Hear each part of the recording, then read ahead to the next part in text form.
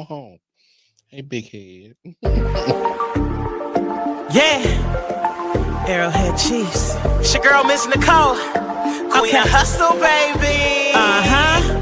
Started from the bottom, now we here. My homie at the start of his career. Let's go. Try to warn him early, hear the truth. Tune in every Sunday for the juice. Arrowhead Chief Podcast, bringing all the news. If you missed the play, come back for reviews. Chris style. Out here rapping for the crew. Post game highlights, go subscribe on YouTube. If you missed the play, come back for reviews. Post game highlights, go subscribe on YouTube.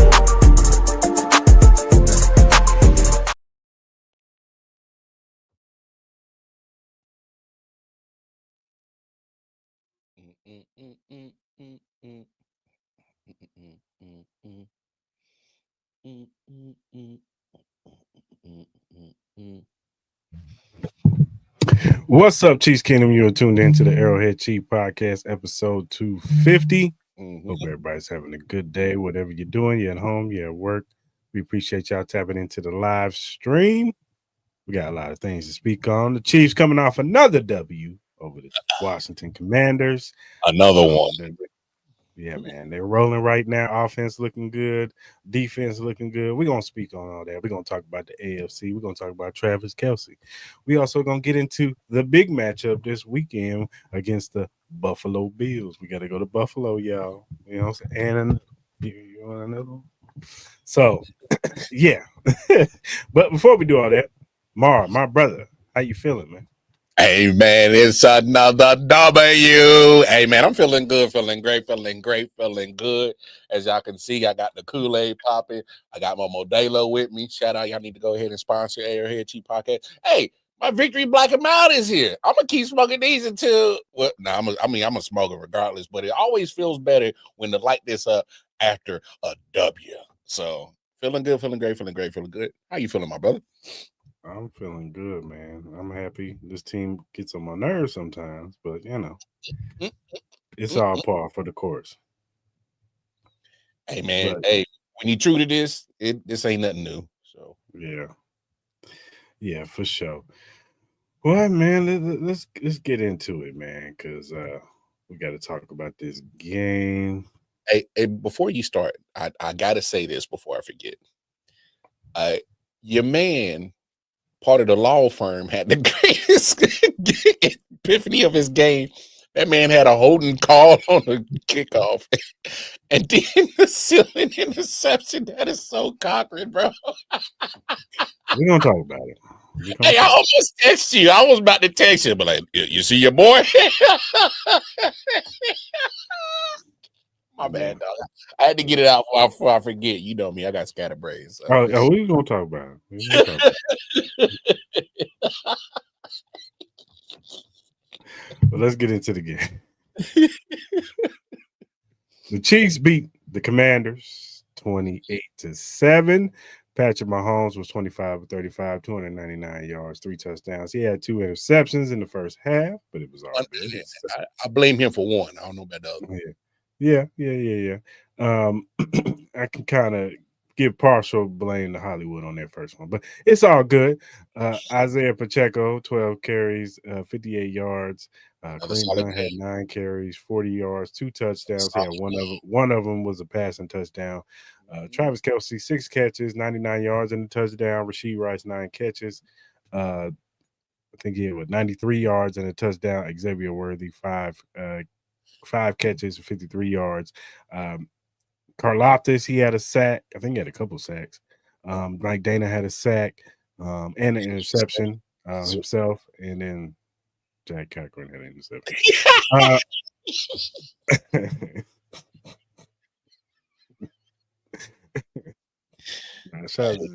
Shout out to Jack Cochran for getting this game sealing interception, even though it was in garbage time. This game was a tale of this game was a tale of 2 halves. This was the first half was there they go. Damn Chiefs doing what they do. Can't get out their own way. Doing dumb stuff. And he done pulled out the D sheet tonight. doing tight end screens to freaking Kelce. Man. Yeah. Yeah, it was getting one of those like, oh, here we go. It's gonna be fourth quarter. We're gonna need a game-winning touchdown again. But Need some Mahomes magic. I thought so too, bro. second half, they came out and they pulled it together and they looked like the Kansas City Chiefs we've been seeing these past few weeks. And it wasn't even close after that. It was just they I don't know what happened. I don't know if Andy cussed their asses out in the locker room. I don't know what happened. But Hell going on with y'all? yeah, for sure. Because in the first half, Marcus Mariota, he was playing actually really pretty good. Yeah. I was like, is this 2017 playoffs all over again, bro? He's playing pretty well with his legs and he was throwing some balls too. But in the second half, the defense kind of bared down. Offense started picking it up. They got the tempo. They got their energy going. They started running the football. That was another thing. Running the football with Isaiah Pacheco, Kareem Hunt. I think total they had like 140 some yards of rushing yards altogether. But that was a good thing, man. Patrick Mahomes, he was willing and dealing in the second half. He looked like the MVP of the league in the second half. The way he was maneuvering in the pocket, giving some of that magic Mahomes. You think about the play to Travis Kelce up the sideline. You think about the play where he's going to his left, kind of hurdles the guy and then flings it to Noah Gray. You think about the 3rd and 17 to Rashee Rice. My play of the day, where you can see it on our social medias, where it's in the fourth quarter. He steps up in the pocket, kind of weaves to his right and flings it to Rashee Rice coming across, and then they score on that drive, which pretty much sealed the game right there.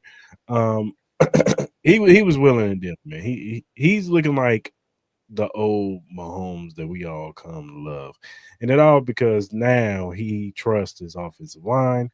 Even though the offensive line was down a couple guys, we all see now, with a little bit more game, Jalen Moore, he's not Josh Wilson. No, he's not. But after that first half, but in the second half, he played way better than what he played in the first. Way better. We all know that. We all know Mike Kelly-Endo ain't no Trace man. We all know that. But he played better in the second half. He did play better. But all in all, it was a good win. My only gripe, man, Dave Tope, you gotta get the special teams in order, man, because there's too many times where we see guys just freely running to like the 30, damn near to the 40-yard line. Yeah, and it's like, yeah, and it's just like, come on, man. And then Jack Cochran, brother, I need you to let go of the guy. Just let him go. What are you holding on for? Quit holding. Let him go. And you looking up at the camera at the top of the thing like, what? You're holding, bruh. Let him go. They gonna call you every time. And now you got a track record, so you know they're gonna call you on your ass. You the Juwan Taylor the special team. You tripping, bro? They looking for you.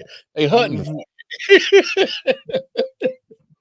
Yeah, in garbage time, Mark. You can get no credit for that. That's crazy. But yeah, but all in all, outside of that, I thought in the second half they were brilliant. They outclassed the Washington Commanders, and they were just a better team. You know what I'm saying? And all sides look like they're ready for Buffalo to go. The 2020. Hey, you got him. You're not wrong. You're not wrong. You're not wrong. That's wild. But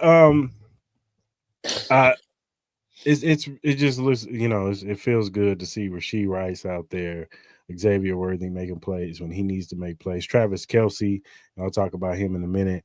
He's out here making plays. And then, Kareem Hunt and Isaiah Pacheco, when their number is called, they're making plays. Even Juju and, guys like that, they make plays when they need to make plays. And the offense has just been a well-oiled machine. And it feels good. You know what I'm saying? It feels good to know that you could trust this offense again. It's no longer we're watching this team like, oh, I gotta sit through Come this on, again. man. I gotta sit through this again, man. I ain't got enough blood pressure and alcohol for this, man. Well, they was about to do it to us in the first half. Yeah. But you know, they got it together. They did get it together. You know what I'm saying? But yeah, man, I'm happy to see this team, you know, finally get their stuff together and looking like a Super Bowl contending team. Mm-hmm. Yeah, that's something that's going to be monitored. They said he's day to day. I would imagine he probably doesn't play on Sunday. Nah, ain't no way. And so we'll probably get a healthy dose of Elijah Mitchell. It'll be his time to show what he can do, and maybe he gets some juice too. You know what I'm saying? If Elijah Mitchell goes out there and balls out, it's like, all right. Well, it's gonna be two conversations. It's gonna be like, all right, but then it's gonna be like, well, damn, Beach, what was you doing, man? Why you leave him on the prime? But we'll see. We'll see. I'm sure they'll get him ready and revved up to go, and they'll just sit Isaiah Pacheco, especially with the bye week coming afterwards. You can sit him for a couple weeks, maybe check on him by the time we play Denver, see if he's ready to go, because it's an MCL sprain. It's not, you know, nothing to where you got to put him on IR, you know what I'm saying, or anything like that. I wouldn't think so. But outside of that, man, it was, you know, Chiefs came away pretty clean. No significant injuries or nothing like that, and you know, they're pretty ready to roll, man. What you see? Man, yeah. Well, obviously, you know, as we have said numerous times so far in the first 12 minutes of the show, the first half was not pretty. Oh boy, they had me hot. They had me hot because I'm like, come on now, like y'all been looking good for the last few weeks. This ain't the time to regress. But I don't know who said it or what was said at halftime. You know, my guess is Andy Reid went in there and said, "Get your heads out your asses and come on, let's go." So, something of that effect, of that nature. And then, yeah, second half, man, that was a total team effort in the second half. Like you said, defense was kind of, you know, letting Marcus Mariota look like he was, looked like a competent quarterback in the first half, and then they made him look like Marcus Mariota second half. So, proud that they stuck into it. Obviously, we didn't get a big stat sheet game from Chris Jones, but that was okay. I think George heard you from last week when you called him out and said, "Come on," because he had a great game. Matter of fact, I thought he did. And you know, my play of the game was Mike Daniel with the interception. Look, I know Debo should have caught it, but still, Mike Daniel was at the right spot at the right time. And then also, you know, that sack he had to frustrate Mariota later in the fourth quarter, that was clutch. So it was nice to see other people not named Chris Jones get after the quarterback, get some sacks, get some pressure. And your other favorite, Shamari Khan, actually didn't play too bad. When he's not playing in the slot, Shamari Khan is actually a pretty good football player. People. Breaking news. Yeah, breaking news. He's actually not a bad football player when you put him in the right spot. Yeah, and then second half, of course, once the offensive line got into their groove, you saw the confidence went different. It was good to see that they I think I saw the stat that ESPN put up.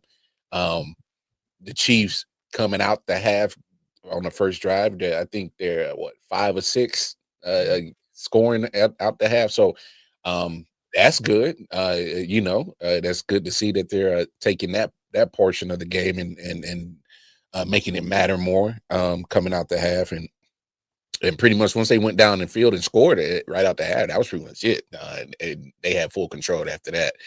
So no, hey, shout out to the Chiefs for, you know, making sure that they handle business in that second half, because boy, I was about to have Chiefs Kingdom in the tizzy if y'all continue to play like y'all did in the first half. But nah, man. And then you know, yeah, hey, DJ and I see, yeah, Bucker finally another clean game. And so I think he's heard the Chiefs Kingdom chatter about his name a couple of weeks and, you know, missed extra points. Hey, shout out to Buckner. on that one kick to do that bounced off his shoulder pads and it went out and they was stuck at the line. Yeah. Yeah. Okay, Buck, I see you, man. So no, man. Obviously, if as Chiefs fans, if we could redo that game, we would take that play that they had in the second half and spread it across all 4 quarters. But hey, that happened, bro. no, Like 45. it'd be it'd be some bad. It's getting ugly. Yeah, it got ugly. But they handled business, and it's always better to go in with a big game coming off of victory, and so morale should be high. I'm not saying that the Chiefs should go into Buffalo and dog walk the Bills because hey, I give them their respect, but the way they've been looking the last 4 weeks. I know they had a bye in there, but coming off the bye, they look good against the Panthers. Albeit, against who? The Panthers. Andy Dalton. You ain't gonna move the goalposts on that. No, I'm very much so moving the goalposts. Bryce Young was in there, it'd been different. Okay. They just would have lost by 10. But no, man. Hey, this should be good for morale. Going into the season, I predicted that they'd probably lose that game against Buffalo, and now I don't know if I could feel that way. If you're looking at how the Chiefs been looking the last month and how the Bills been looking the last month, any rational person should be able to see and tell the difference that the Chiefs look on a different level right now than the Bills. So I'm not gonna let records or whatever play a part in that. I'm just looking at what's been played recently in the last month, and the Chiefs look better than the Bills. That's just me, but we'll see how that goes. We'll see how the team performs on Sunday, man. But no, it feels good to have a victory Tuesday or Monday or any day the next day after they win. So always a pleasure, man. So good game, Chiefs. Yeah, for sure, man. It's always good, man, to have the morale up. And this is their 5th double-digit win this year? Or 4th. Something like that. They beat the Lions by double digits. They beat the Giants by double digits. They beat the Raiders by double digits. And Commanders. So yeah, they beat Baltimore by double digits, and they just beat Commanders. That's 5th. That's 5. So 5 double-digit wins this season. A few of them were sprinkled in with 30 in there. The Giants and the Commanders was in the 20s, upper 20s. So this offense is rolling, man. And if this offense continues to play like this, and the crazy part is that this isn't even the best version of this offense because Rasheed's still getting his legs up underneath him. Xavier Worthy, they still trying to, figure, because, that's how the Chiefs are. They use this time to figure out the offense and get it going and get it ready for the playoffs. That's what their whole plan is. So, it's going to be interesting to see how they do going forward, man. Because they got a gauntlet coming out. You got Buffalo, you got the bye week, you got the Broncos, and then you got the Colts. And then I think you got the I think there's a Chargers after that one too. So so Bills off week, Broncos, Colts, and then that Thanksgiving game in Dallas. Dallas, yeah. Texans. Chargers, Titans, Broncos, Raiders finish out the season. So yeah, I get what you're saying. There's a gauntlet, that little pocket right there between Bills, Broncos, Colts. I'm not so much worried about the Cowboys. Looking at their defense, so yeah. Offensively, though, I they could possibly give us some issues. They can. We'll see. Yeah, I mean, CD and George are doing their thing, but well, hey, it helps when you have a top 10 offense and defense. So we'll see how they play. How the Cowboys go against it. They lost to the Bears. So they lost to the Panthers. I ain't sure about the Cowboys, man. Yeah, true. But yeah, man. I want to ask you, Mar, offense and defensively, do you think this is the most balanced team in the Mahomes era? Oh, without a doubt. especially with him on offense. Obviously, now that we now 2 games in a row that we've had Rasheed, Hollywood, and X on the field. We haven't even mentioned Tyquan Thornton in a minute. I don't think that's a bad thing, but I also think it's a good thing because he's already shown the ability to be part of the offense and make some big plays. So that's still a wild card in the back pocket.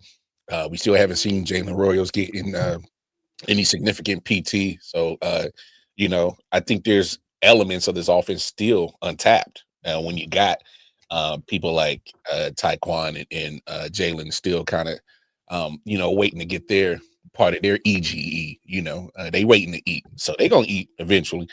But on defense, they've been doing their thing too. So overall, it's hard pressed for me to find a team under the Mahomes era since he's taken over that. For me, I don't know. I don't necessarily have any questions about the team. Is staying power? Can they continue to rack up good performances and minimize the mistakes? And so that's what I've kind of been noticing lately is less mistakes and less I wish they would have reviewed that personal foul they threw in Rasheed. My man was just trying to get the ball back to the ref. So but no, when it comes to most balanced team in the Mahomes area, I think this is it because let's look at it. For his 8 years he's been as a starter, primarily it was the offense holding on, and Chiefs fans at best was hoping for a middle of the pack defense. Then all of a sudden, then the defense starts being kind of the torchbearer of the team and waiting for the offense to get going. And now this year, you're kind of having, all right, well, where are the weaknesses at now? With team coming back healthy. For me, it's kind of hard to find the weakness. Obviously, there's going to be, like the Jalen Moore gave up the sack in the first quarter, stuff like that's going to happen. But that didn't affect the overall outcome, I should say, of the game. So when it comes to balanced team, man, this is, I don't want to jinx. Let me knock on some wood. But man, they looking like a Super Bowl team. Looking like a Super Bowl team for real. So amen, Mark. Special teams is the weakness, right? Okay, if we're having that conversation, then that will probably be the point that I will look at. I will say this. No, I agree that team. Let me get that out the way because I'm gonna read some numbers off to you in a minute. But this is the most balanced team for sure. For sure, I'm not discounting that at all. Do I do think that they need to prove that defensive line? Not, if the Mike Dana, and the reports are that Mike Dana is back, that he's going back to Kansas City signing. That's a good addition. We need a Mike Pennell. Mike Pennell's coming back. That would be a good, losing Omar Norman Lott and then getting Mike Pennell back. That's going to be great. He knows the defense already. You can slot him right in next to Chris Jones. He's going to take up double teams and help Chris Jones get off blocks to rush the passer even more effectively. But we do need to go get another pass rusher. We needed somebody who's more consistent because Charlie O, as better as he's been getting, he's still not the Charlie O that we've all come to see. George had a great game yesterday, but let's be honest. He was going against backups, and we know just when he goes against backups, he can tear up some backups now. But can I get that consistently? Next week, we need it, and Buffalo has a good offensive line. Yeah, they do, and I need that next week from him. You know what I'm saying? So they do definitely need to add. If they got to go get a Jalen Phillips or Bradley Chubbs or somebody of that core, they need another defensive end because Mike Pennell is a good pickup to add to this defensive line. And that's gonna be good. Let's take care of that as far as the defensive line rotation. But they definitely need someone on this defensive line. But as far as being balanced, I'm gonna read some numbers off for you.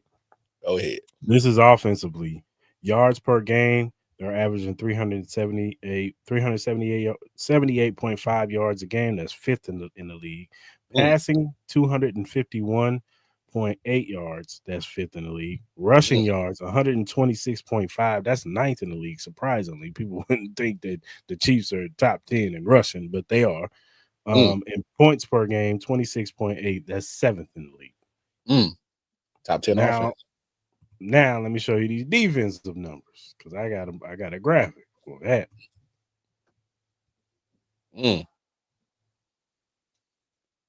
Since week 3, second in points per game against the opposing points per game 14.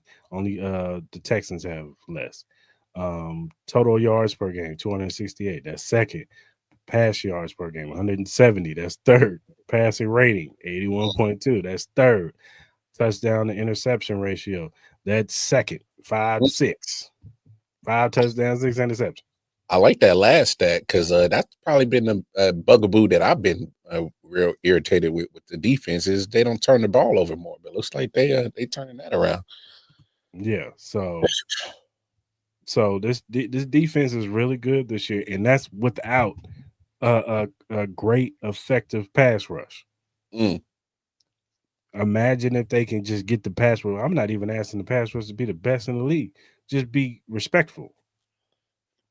That we know somebody can get to the quarterback. Yeah, just make it hard for the opposing quarterback. That's all. Yeah. So if we can get back to getting an effective pass rush, shit. you might want to hand us the trophy.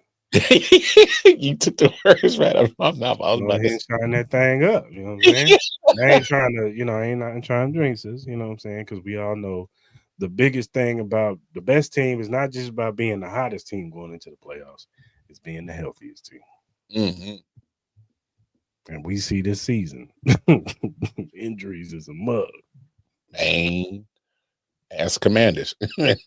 Commanders, the 49ers. You know what I'm saying? That crazy stat about Kyle Shanahan ever since he took over in 2017, all the people that games missed tallied up. It was like almost like 2,000 plus games missed from all the people on IR over there. That's crazy. Oof. Yeah, that's. I feel bad for him, man. You know what I'm saying? I don't feel too bad. I mean, you try to put an effective team together, and injuries mess it up. Just every year, it's like I need to fire this training staff. Hey, DEPTH, death. That's the name of the game, baby. Yeah, this is true. This is true. Shanahan been a jinx. He's cursed because his father used to beat the Chiefs. No, I'm just playing.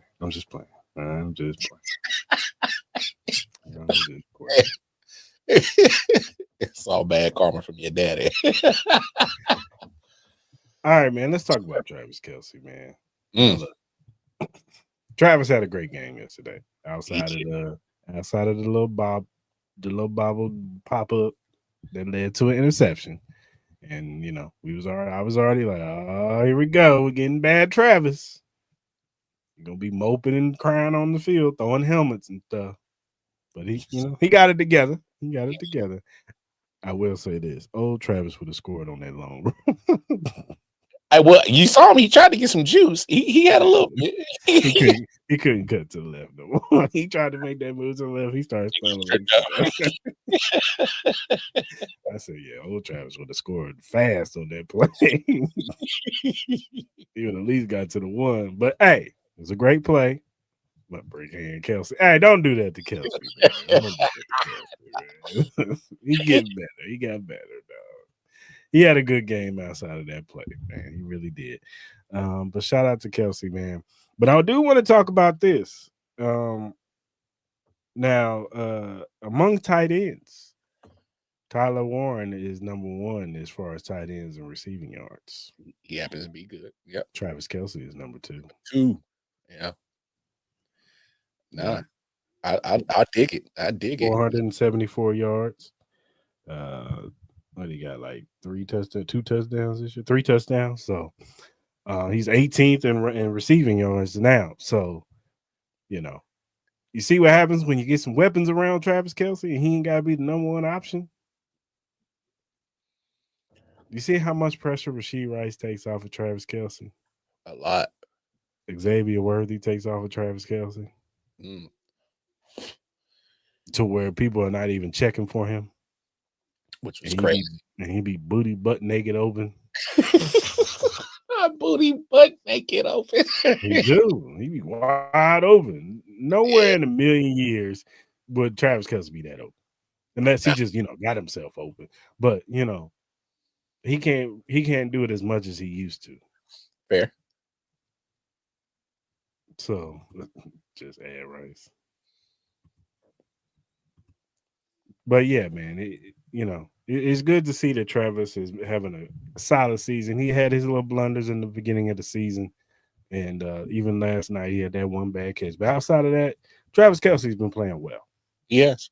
He's been playing pretty good, and if we can keep this up, and he continues to be probably the second option right now to Rashee, maybe even the third option out once Xavier really starts getting rolling. This offense is going to be crazy because now you have Travis Kelce as your second or third option, and you're not even checking for him no more, so he could just sneak past. Oh yeah, y'all watching number 4? Yeah, I'm over here, wide open. Hey, Mahomes, hit me. I'm open, baby. Hey man, that's a beautiful thing when you got a Hall of Famer that's your third or second option. So, and we already know that Travis Kelce's his on the field IQ is top notch, because that play where he was blocking and then he just leaked out to get that big play, that takes somebody who knows, oh, I see my mind. And then he had to see, the field wide open. Hey, hit me. You know what I'm saying? And then he went up the field. Even on the touchdown he caught, he shook dude with that move. They always fall for that move, man. That inside out move. They always fall for that. He's still getting people with that. Yeah. So I ain't gonna fall. He did because he went too wide to the sideline. He should have went straight up. Yeah. If he went straight up, it was nothing but green grass. But it's all. But that takes practice, because obviously he's not Travis. So he ran the route that was called correctly, but he didn't get the adjustment to the defense that Patrick was wanting him. So I'm not gonna fault him too much on that. That takes, like you said, that chemistry between him and Noah to get right for them to even read that. But that if you worried about that, that's small stuff. So I'll take that anytime. So. And that's film study too. That's I'm sure they'll sit down with Noah Gray, like, man, if you just broke it up, you hitting your head on the goalpost, dog. So, but yeah, man, it's just like I said, it's good to see Travis Kelce playing good this season. He definitely looks better than what he looked last year. And if this can continue, man, this offense is going to be scary, especially playoff. We all know playoff Travis. Different. Whole nother animal. Different animal. But, I'm just glad that Travis got it in gear, because I was starting to get worried. He's 1 and 2. He doing too much fighting and fussing and cussing. I'm like, bro, what is you mad at? Even on drives, they were scoring. Like, what you mad at? So I'm glad that he calmed it down, stayed within his sane mind and focus. And, we talked about this leading up to the season. What kind of version of Travis we gonna get? Hey, well, I got no questions. So my man's he's focused. Look like he's ready to make it a good last run. And yeah, man, I can't complain about Travis. Okay, except 2 instances where you keep throwing a damn ball in there for the defense. But other than that, Trav, man, you've been killing it, bro. But yeah, man, let's eliminate those tip balls in the air so they can turn it interceptions. Eliminate that, then we got Trav. I need killer Trav to keep showing up. Yeah, for sure. That's definitely what we need is killer Travis Kelce on the field to continue to help this offense grow. I want to talk about Patrick Mahomes as far as the MVP race right now. I think he's up there, top at least top two, top three. Top three. If we're talking MVP race, um, you could talk about maybe I know it's a quarterback, but you got to put Jonathan Taylor up there. The Yeah. season that dude is having right now, he is the engine that's getting that Colts team right. Uh, so you definitely got to put him up there. Like I said, I know it's a quarterback, and they probably won't give it to him. He would have, I think he would have to run over 2,000, break the record, 2,000 yard record, and they would have to be like the 1 seed, I think, for him to even be considered to get it. Yeah. But if I can read some numbers off to you, right now Patrick Mahomes is second in yards with 2,019. Only Justin Herbert has more than him. He's fifth in yards per game with 262.4. He's tied for passing touchdowns with 17. He's third with QBR 76.3. Now, passer rating, he's 10th. He's 103, but passer rating, that's, he's throwing the football down the field more. So his passer rating is going to be a little bit lower. A lot of people who have good passer ratings, they doing dinging and dunking, and their passer rating is going to be higher. That's why last year, like these last 2 years, his passer rating was up because he had to like dink and dunk so much. And same thing with his completion percentage. It was up because he was, you know what I'm saying? So it was gonna be higher. But outside of that, the ones that really matter, he's balling this year. So he definitely should be up there. It's Mahomes and Taylor MVP race. Yeah. Steelers, Texans, Chiefs. I don't know about Texas, man. That defense is a Super Bowl defense. They're number one in points per game and number one in a lot of categories this year. So their defense keeps them in games. If we can get the offense that showed up against the 49ers last week, yes. Yeah. And maybe they understand that, like, maybe you need to get these young dudes more involved. Higgins and Noel, the Iowa State boys. You open up that offense a little bit more, and they need to go trade for a running back. Well, they still hoping on Joe Mixon to come back, but he ain't coming back. They said he ain't coming back no time soon. They said that knee injury is bad. Yeah, and I hate to say, I love Nick Chubb. I love this game, but he ain't the same. No, he not. He coming off of a serious knee injury. Yeah, and Will Marks, he's solid, but he ain't game changer. He is a receiving back. That's what he is. He cool, but he's a receiving back. He's a third down back. They need to be in the market for a running back. Man, if they get A-Chain, I'm gonna be sick. A-Chain or Brees. Even though the Jets just got their first 50, I don't know if they'll against the Bengals.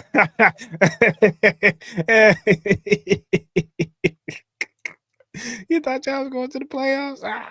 Yeah, that put that to a halt real quick.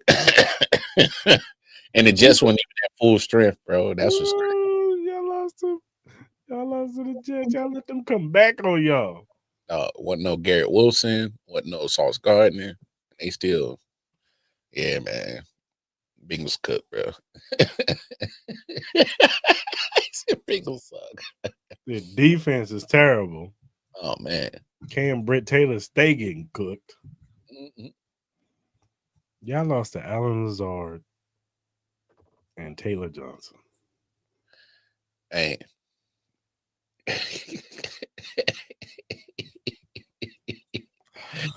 Eating that old stinking ass chili, man, on spaghetti. That's why I ain't with it so hot. His stomach messed up. Yeah, boys got bubble guts. But back to Mahomes. Yeah, I do feel like he should be up there. I know a lot of betting places got him number one on the betting odds. I know a lot of people are talking about Drake May, and Drake May is having a good season. Maybe even Daniel Jones, he's having a good season. I think he's going to be comeback player of the game of the year if he continues to play the way he's playing. But I don't see him I don't see neither one of them winning the MVP if Mahomes continues to play like this. I just can't see it. So. Nah, he's definitely in the MVP conversation for me. I guess I think last week I had it. I think I had Baker, Daniel Jones, and Pat, and then I think I switched it after the games had went. Then I went more like Pat, Daniel Jones, Baker. But regardless, he's top 3 in there. Even when the Chiefs were kind of struggling the first couple of weeks, he was still making enough plays to put the team in position to win. So I'm not going to knock Pat for the team losses. That was, not necessarily his fault, but look, Mahomes has been playing solid all season, and he's done exactly what you asked for your starting quarterback, is to put your team in position to win games. And all 8 games he's putting the team in position to win. So that's what you want for your quarterback. If that doesn't fit MVP caliber type of player, then I don't know what does then. So no, I know a lot of people going, especially since we're going to preview the game later, that, the Bills fans going to throw Josh Allen in there, but there was two games in a row before that bye week that he was playing ugly. So, I mean, that loss against the Patriots and the Falcons, he didn't play well. So we're gonna talk about that in a minute.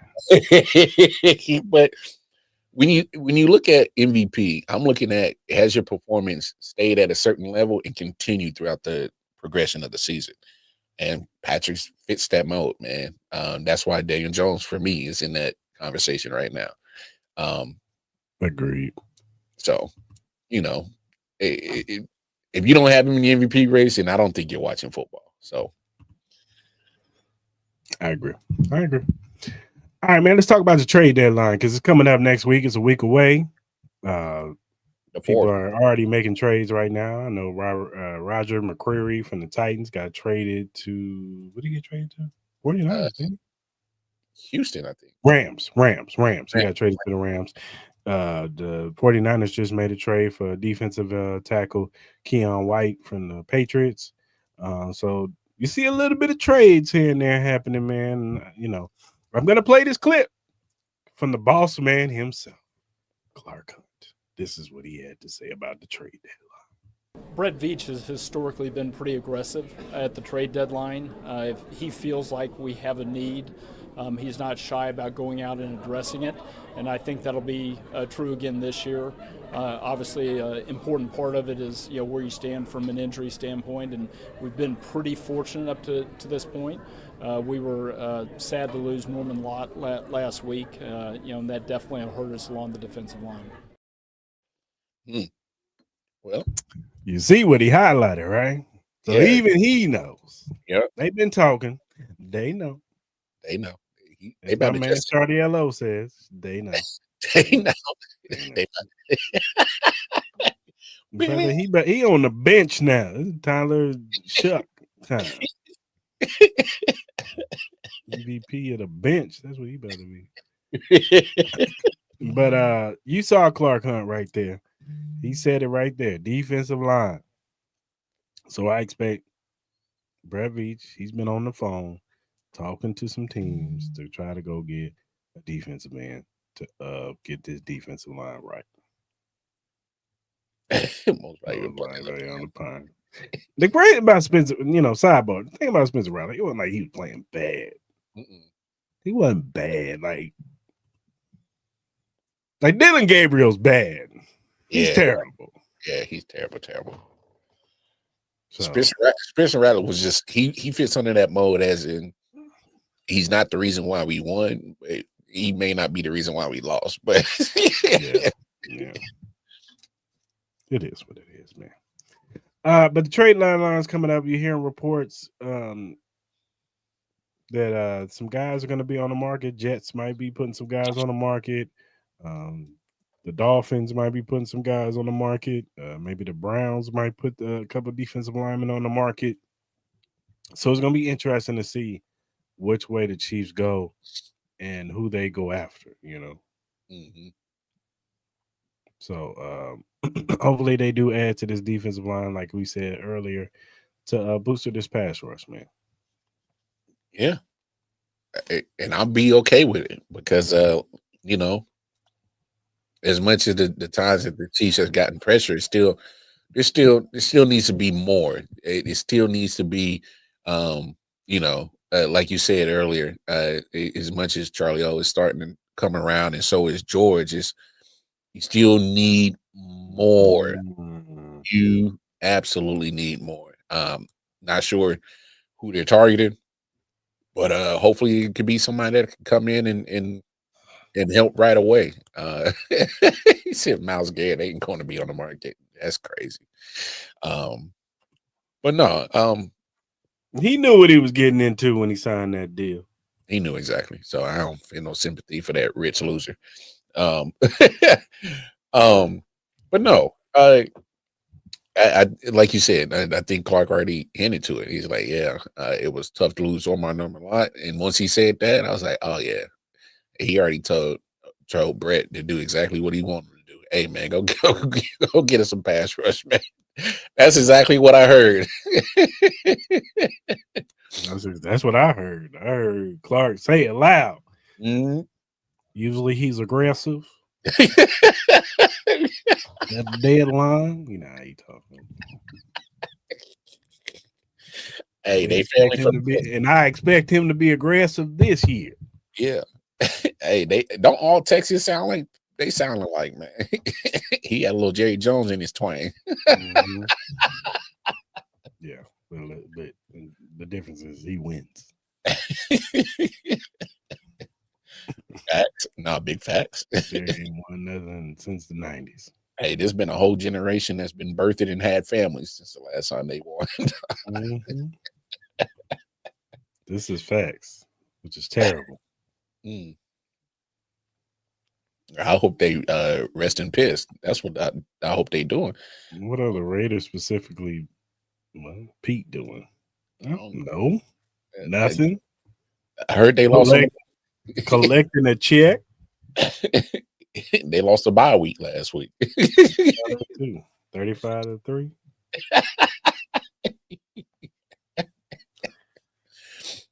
That's crazy. Reviving the age Seahawks in Vegas? No.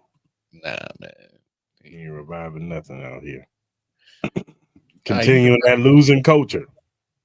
Nah, he revived his bank account. He said, "Man, I've been spending. I need to get some of this back." They just trading everybody, huh? What, New England?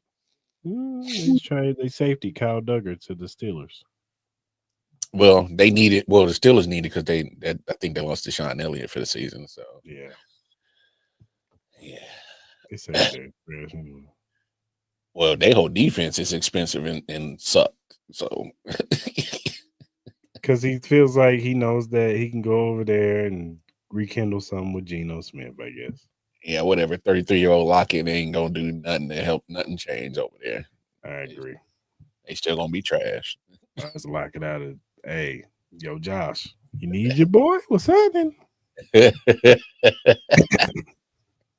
Josh Allen was cracking, dog. Come over here and play. You know what I'm saying?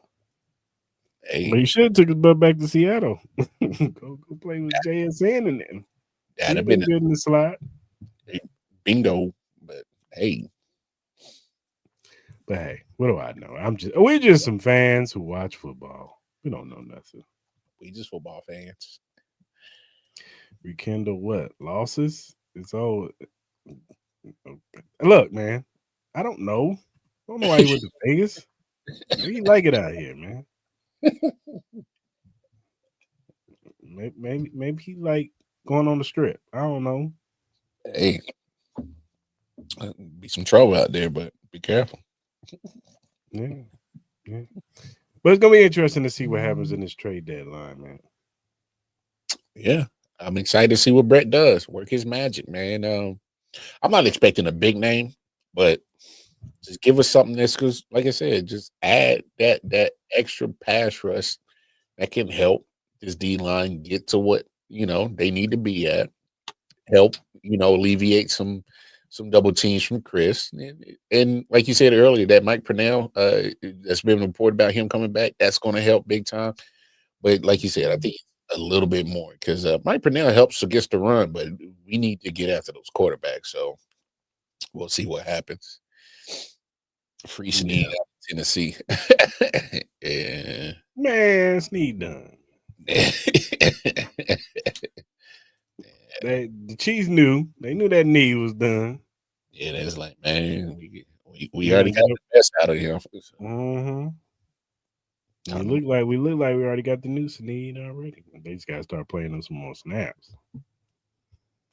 Say it again. That's how you know that they don't respect the team that they playing. They don't even they play Noah Williams like 9 snaps. Like watch against Buffalo, he gonna bet like 25, 30 snaps. Wow. I'm telling you. And before we get into this game, I just got this to say. Yo, Troy Aikman, I'll let you play. Your disdain for Patrick Mahomes oozes on the broadcast, player. I swear y'all be hate watching Mahomes. You and Joe Buck. And I just don't get it, man. Everything they do, you seem like you just against. You did this last year in the playoffs when we played the Texans. And you're doing it again. I need you to chill out, Troy Aikman. Ever since you tweeted out, oh, Patrick Mahomes need to have 33% of my wins. He got 100% of your wins, player. Your Super Bowl wins. And he might get more. So I need you to chill out, Troy. And ESPN, because I know everybody was talking about the Rashee Rice thing where he threw the football. He thought he was trying to give it to the ref. You see it from a different angle. He's throwing it to the ref. And he accidentally hit the play upside his head. You can even tell by the body language. He picked up the ball. He was trying to tell the player, hey, man, we're trying to hit you. The ref threw the flag, gave him a 15-yard penalty. He even tried to explain it to Andy like, man, I was trying to get the ball to the ref. But I ain't tripping about that. What I'm tripping about is once he did that, ESPN throwing up his little case up that's been, settled and all that stuff. They throwing up that case and all that. For what? I ain't understand that. I ain't like that. I didn't like that one bit.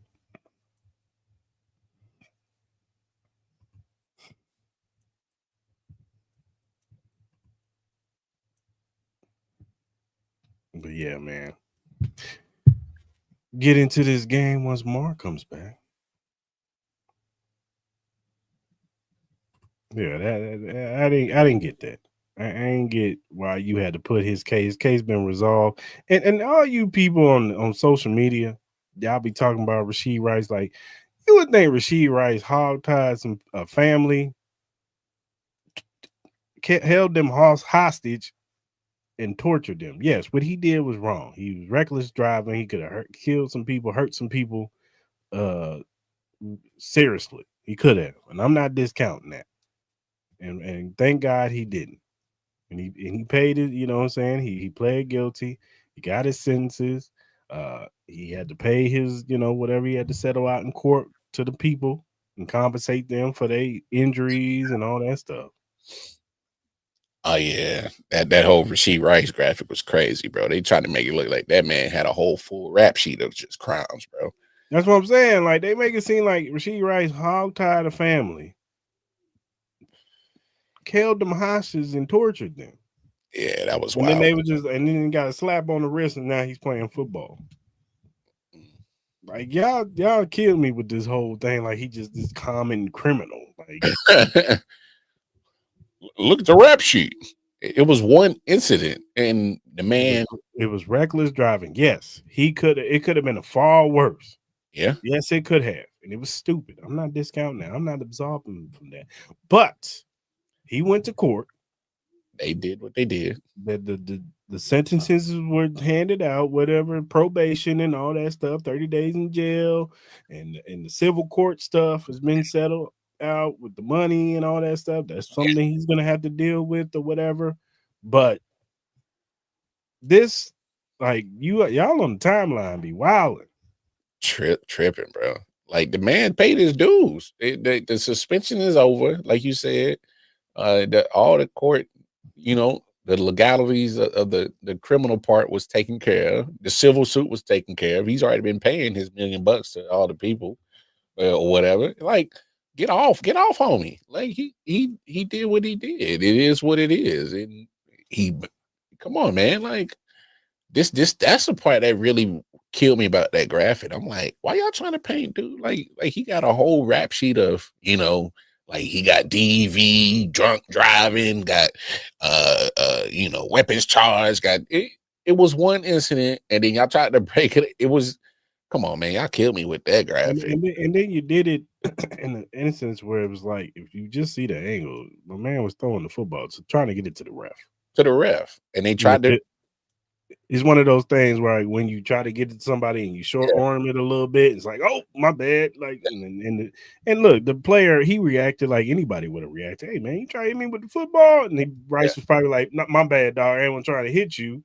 You know what I'm saying? And you could tell by his body, like, he was trying to pick the ball up. Like, if he was trying to hit him with the football, he'd have been like flexing on, like, yeah, homie, what? You know what I'm saying? Football players got too much pride. Like, way too much. Like he would have been like, yeah. Well, you know what I'm saying? Like he would have been in his face, but you could tell by the body language he was trying to get it over his head, and he probably short armed it. And I think the ref threw the flag to de-escalate the situation and gave him a 15-yard penalty. It sucks, but I was more so mad about the graphic that they showed. They used that. It was like they was ready to cue that up. Like it was like, yeah, we got a park. Yeah, throw it up there. Yeah, the timing of that graphic was crazy because it's like, first of all, don't try to make Rasheed look like he's such a bad person. You know what I'm saying? Like, if I was Rasheed, I feel some type of way, and I'd be like, man, I could be petty with him and slap y'all with his silver suit for defamation, like on some because like they tried to frame him like he's such a bad individual. Like, wow, that was crazy, bro. Yeah. A lot of people in Chiefs Kingdom said something about that. Wasn't happy about that because it's like, oh, come on, man. Like when somebody's paid their dues, they're in the mind frame of I'm trying to move past it, and it's like these broadcasters and these networks keep bringing the shit up. It's like, bro, like let it go. I paid my dues, did this, did that. Why are we still talking about this? Now he's 2 games in. The suspension, he's 2 games past the suspension. Let it go. Like I can get if you say, yeah, man, he's been cooking ever since he got back from suspension. That's something different instead of trying to defame that man right there on national TV. That was vile, bro. That was reckless. It'd been one thing, like if in the game he was just doing some wild stuff, players upside their head and causing ruckus, brawling with the players and stuff like that. All right, whatever. Even still, I wouldn't have threw the graphic up because, like I said, it just seemed like they had that ready queued up. Like, they had yeah, man, we're gonna find the spot. Throw the Rasheed Rice graphic up. Throw it up. That's exactly what they did. It was just like that was poor taste. And back to like I said, Troy Aikman. Y'all be sitting up there hate watching Patrick Mahomes. Every time I hear you, Troy, it's just disdain that comes out of your voice when it comes to Patrick Mahomes. Hey, man, I wish I could have done that. That's what I think it is. It's jealousy because he. But it all goes back to shout out to what's his name? He's a Chiefs commentator. I forgot his name. He does a pre-show. But he tweeted out something with Troy to Troy Aikman, and Troy Aikman said, well, when and this is when Mahomes was fresh, and I think it was his second year when he started, and he was like, when Mahomes has the 33% of my Super Bowl rings, come back and talk to me. Well, now he has 100% of your Super Bowl wins. Sure do. And it's a possibility he'll get more. Add more. There's a possibility he's going to add more. So, and I think that's what it is. If you really look at Troy's career, man, he was on a good ass team. So he had one of the greatest offensive line, if not the best offensive line of all time. Hall of Fame running back, Hall of Fame wide receivers, Hall of Fame on that defense all over. Hall of Fame cornerback in Deion Sanders. So it's like, bruh, and if you really look at his numbers, Tony Romo crushed him in Cowboys passing numbers. Like it's not even close. Like Troy's not up there. And yeah, that's a great thing. He's Josh Allen stand. and look, I pitched Troy a little bit of bail. The game was different back then. They ran the football a lot more. They really didn't throw the football down the field like that. You know what I'm saying? They used to ask them pass the ball when they sparingly, like, you know, when you see an opening, whatever. But it was more so about running the football. But still. That's fair. But still. For his era, I thought Troy was a really good quarterback. You know what I'm saying? But he was on a great team. But we could also make the argument what great quarterback wasn't on great teams. Like Joe Montana was the man. Yeah, but then but watching them 49er teams was great. Watching him play quarterback was not watching Troy play quarterback. True. When I was watching Joe play quarterback, he was like, all right, don't let the game be close, and he got the last drive. No, of course. He was Tom Brady before Tom Brady. Exactly. So Troy to me is not in that same hemisphere of Joe. I agree. We'll never say Troy Aikman was the greatest, one of the greatest of all time. No. And Troy was Phillip Rivers in his time back in that day. Right? He has rings. So. No, I'm saying what I'm talking about competitive, you know, keep your team in you know, good situations sometimes, you know, mess it up. But Troy wasn't the catalyst of that team, man. We know it was good. yeah, for sure. He was a bystander. That man was on. Hey, you know the little motorcycles with the little sidecar. Sidecar, damn. TV, bro. Come on, man. Look, Troy was cool and all, but he wasn't like that, man.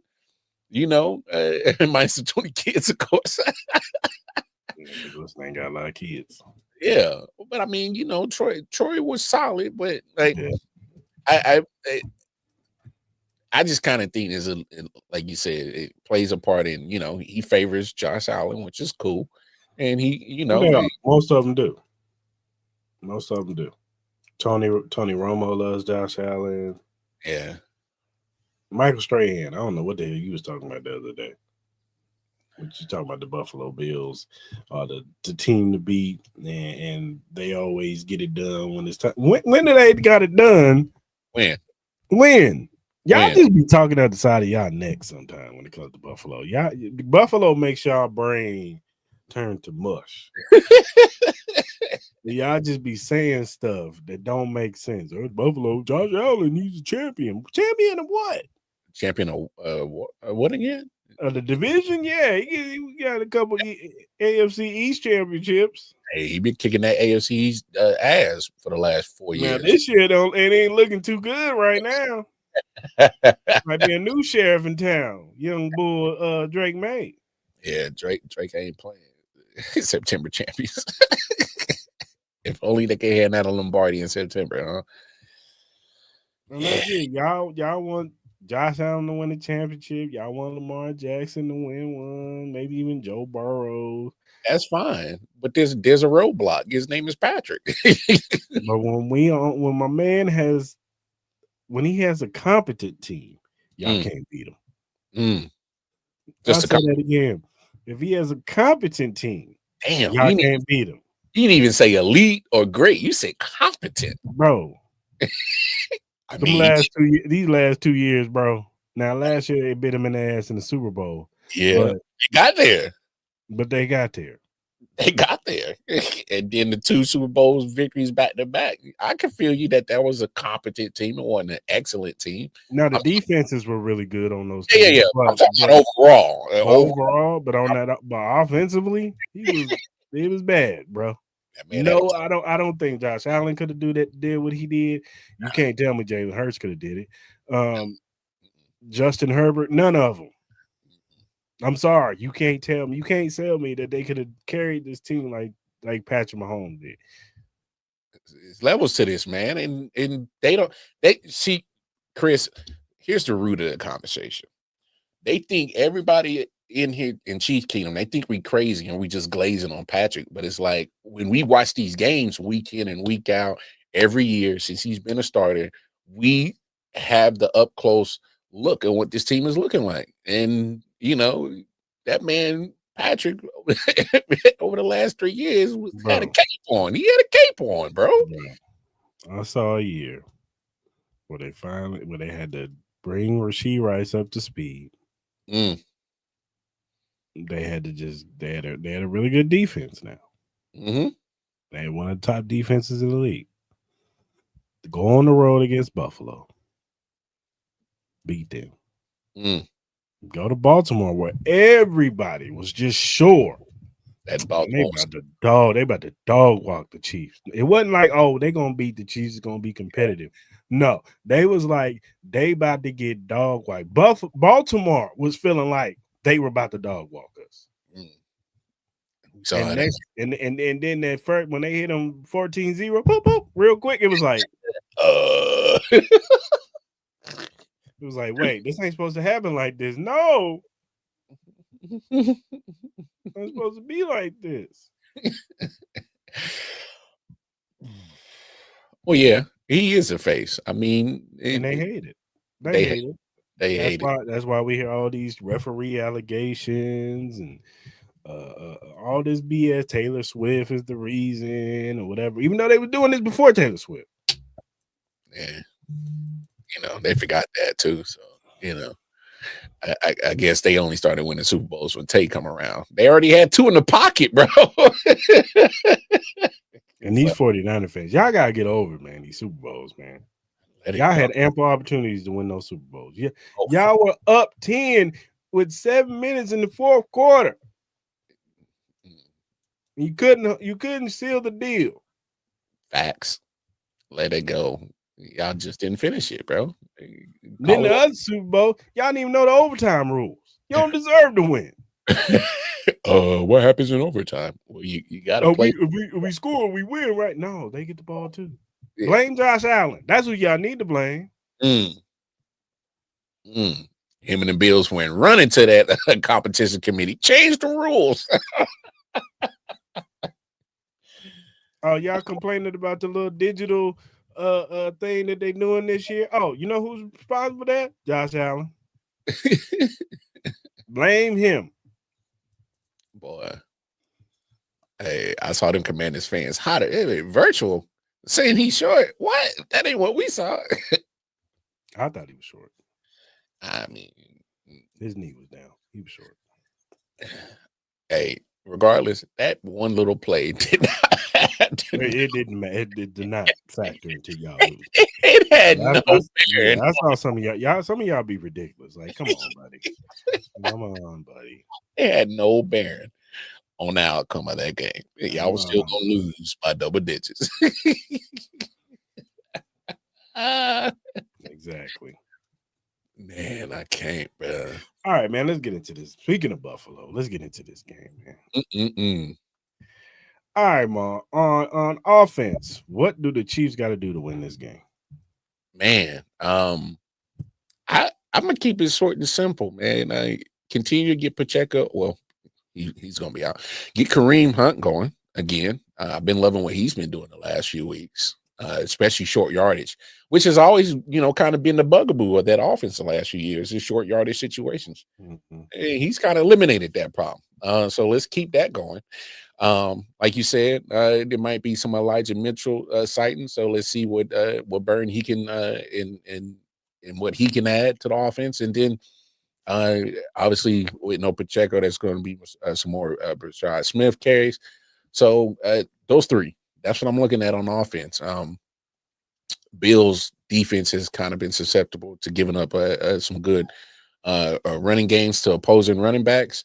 And, Ed Oliver made a huge difference when they played Carolina, but he also went out again with an injury. So, and you can tell the difference that he matters. He's only played, 2.5, 3 games this year due to injury.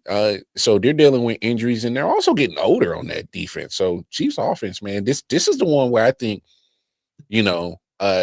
obviously Patrick's going to get his, but I would actually kind of feel more comfortable if Andy actually opened up the running playbook. It was like, hey man, let's just bludgeon these dudes, man. Let's just beat them up.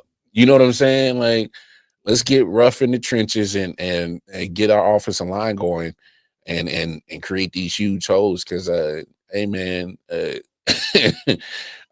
you know, the only reason why Rico Dotto didn't go off is because hell, they was already down 20 plus. you got to throw it. So had that been a closer game and Rico would have been able to have his impact, and even Chuba Hubbard.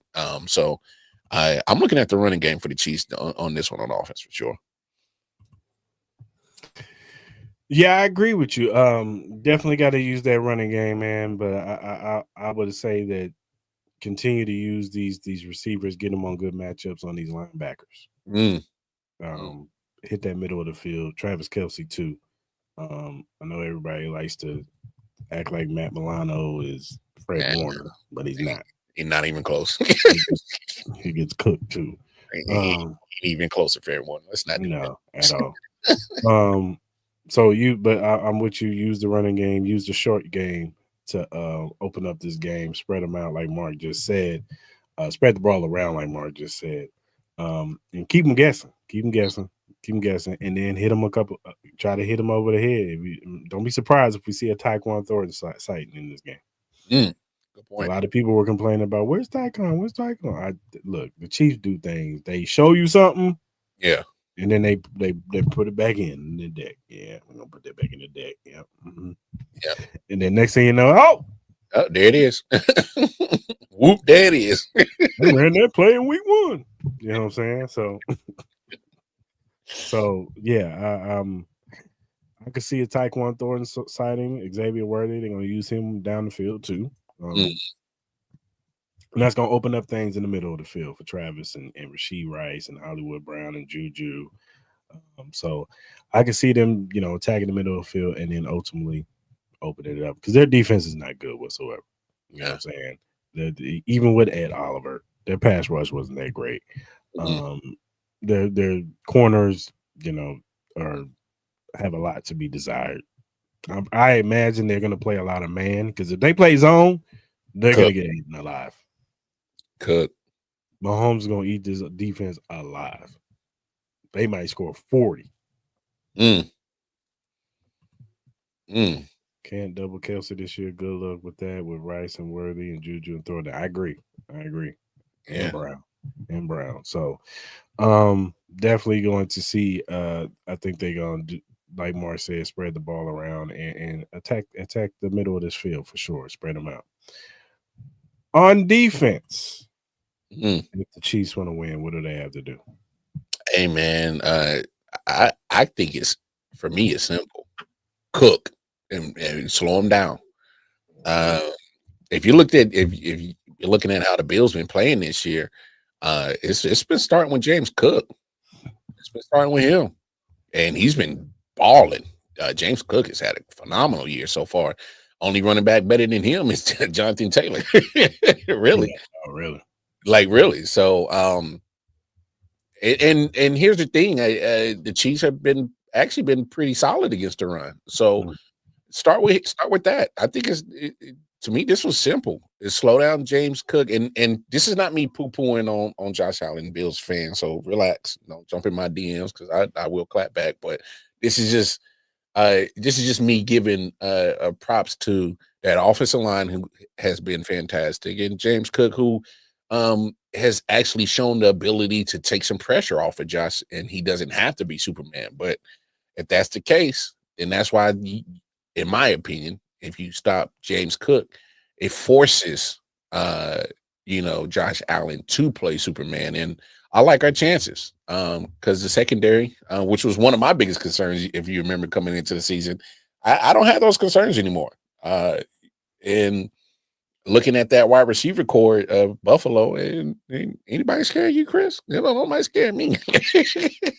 Khalil Shakur, Curtis Samuel, Keon Coleman. Hey, Keon Coleman, I like him, but I'm glad we went Xavier Worthy route. So there's nothing. you're not getting consistent play from their tight ends, which is crazy. That I thought, like, come on, man, use Dalton Kincaid, use Knox. Like, y'all should be wearing them out in plays to help you out, but that hasn't been the answer. So, yeah, man, shut Cook down, and I think a lot of things would slow down that Bills offense if the Chiefs do that on defense. Yeah, I agree. I'm with you, man. Stop James Cook. If you look at the games that the Bills win, is when James Cook is the focal point of the offense. And when Josh Allen doesn't throw the football a lot. But when if they come out with that Josh Allen make something happen offense, they will lose. And they will lose by a lot. Yeah. It will not be close. Because he will throw a gimme ball. Because he just can't help himself. He can't. I'm dead ass. He cannot help himself. He once he get to throwing it 25, 30 sometimes a game. I was about to say that. He looks down the field and he think because he got the arm, I can make that throw. No, you can't. And if we win the turnover battle, it's not gonna be close. I'm looking for. I'm gonna look at the stat sheet at the end of this game. If in my opinion, if he's 30 plus passing attempts, the Chiefs should win this game. I agree. I do think that they try to use Dalton Kincaid and Dawson Knox because Chiefs do have issues with tight ends. So I can see them leaning on them a lot more in this game. But the focal point of this is to make them one-dimensional and not let James Cook beat us. Don't let him get no good runs. No. If he gets going, then it's going to be a long night. And it might come down to who has the ball last. But and you don't want them to use James Cook to churn out long drives to keep that offense off the field and give them less possessions. You got to win the possession battle too. You have to, especially on the road. You have to win the possession battle. And you got to keep that crowd quiet because that Bills crowd is going to be loud. Oh yeah, they're gonna be amped up. So yeah, I agree. Do not let Cook cook. Yeah, let that boy simmer, like Mark said. Who are your X factors on offense and defense? Man,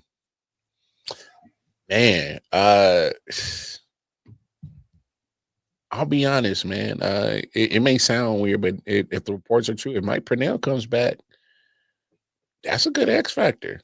To slow down James Cook, help put him on the simmer. So I'm gonna roll with Mike Purnell if he's. I could even if the reports are true, I could see him playing this Sunday. He's already in game shape. He's already been playing. Oh yeah, if they sign him today, he's gonna be practicing tomorrow. He'll be practicing tomorrow. So, whoever got 69, come up off that shit. He's going back to Mike. So that's my X factor on defense. On offense, Kareem Hunt. Let this be your game. Pacheco's going to get out, so you'll probably see the bulk of the rushing carries. Obviously, I expect Rashad and Elijah to get some totes too, but give me 12 to 15 carries from Kareem. I could take that 12 to 15 because if he what he had 9 carries last night, almost 50 something yards. So amp it up to about 12 to 15. We might see a 12 carry 86 yards type of game, a short yardage touchdown, and I'll take that all day, every day. So yeah, man, that'll be my X factor on offense. Kareem Hunt, man. Let's keep that rock rocking, bro.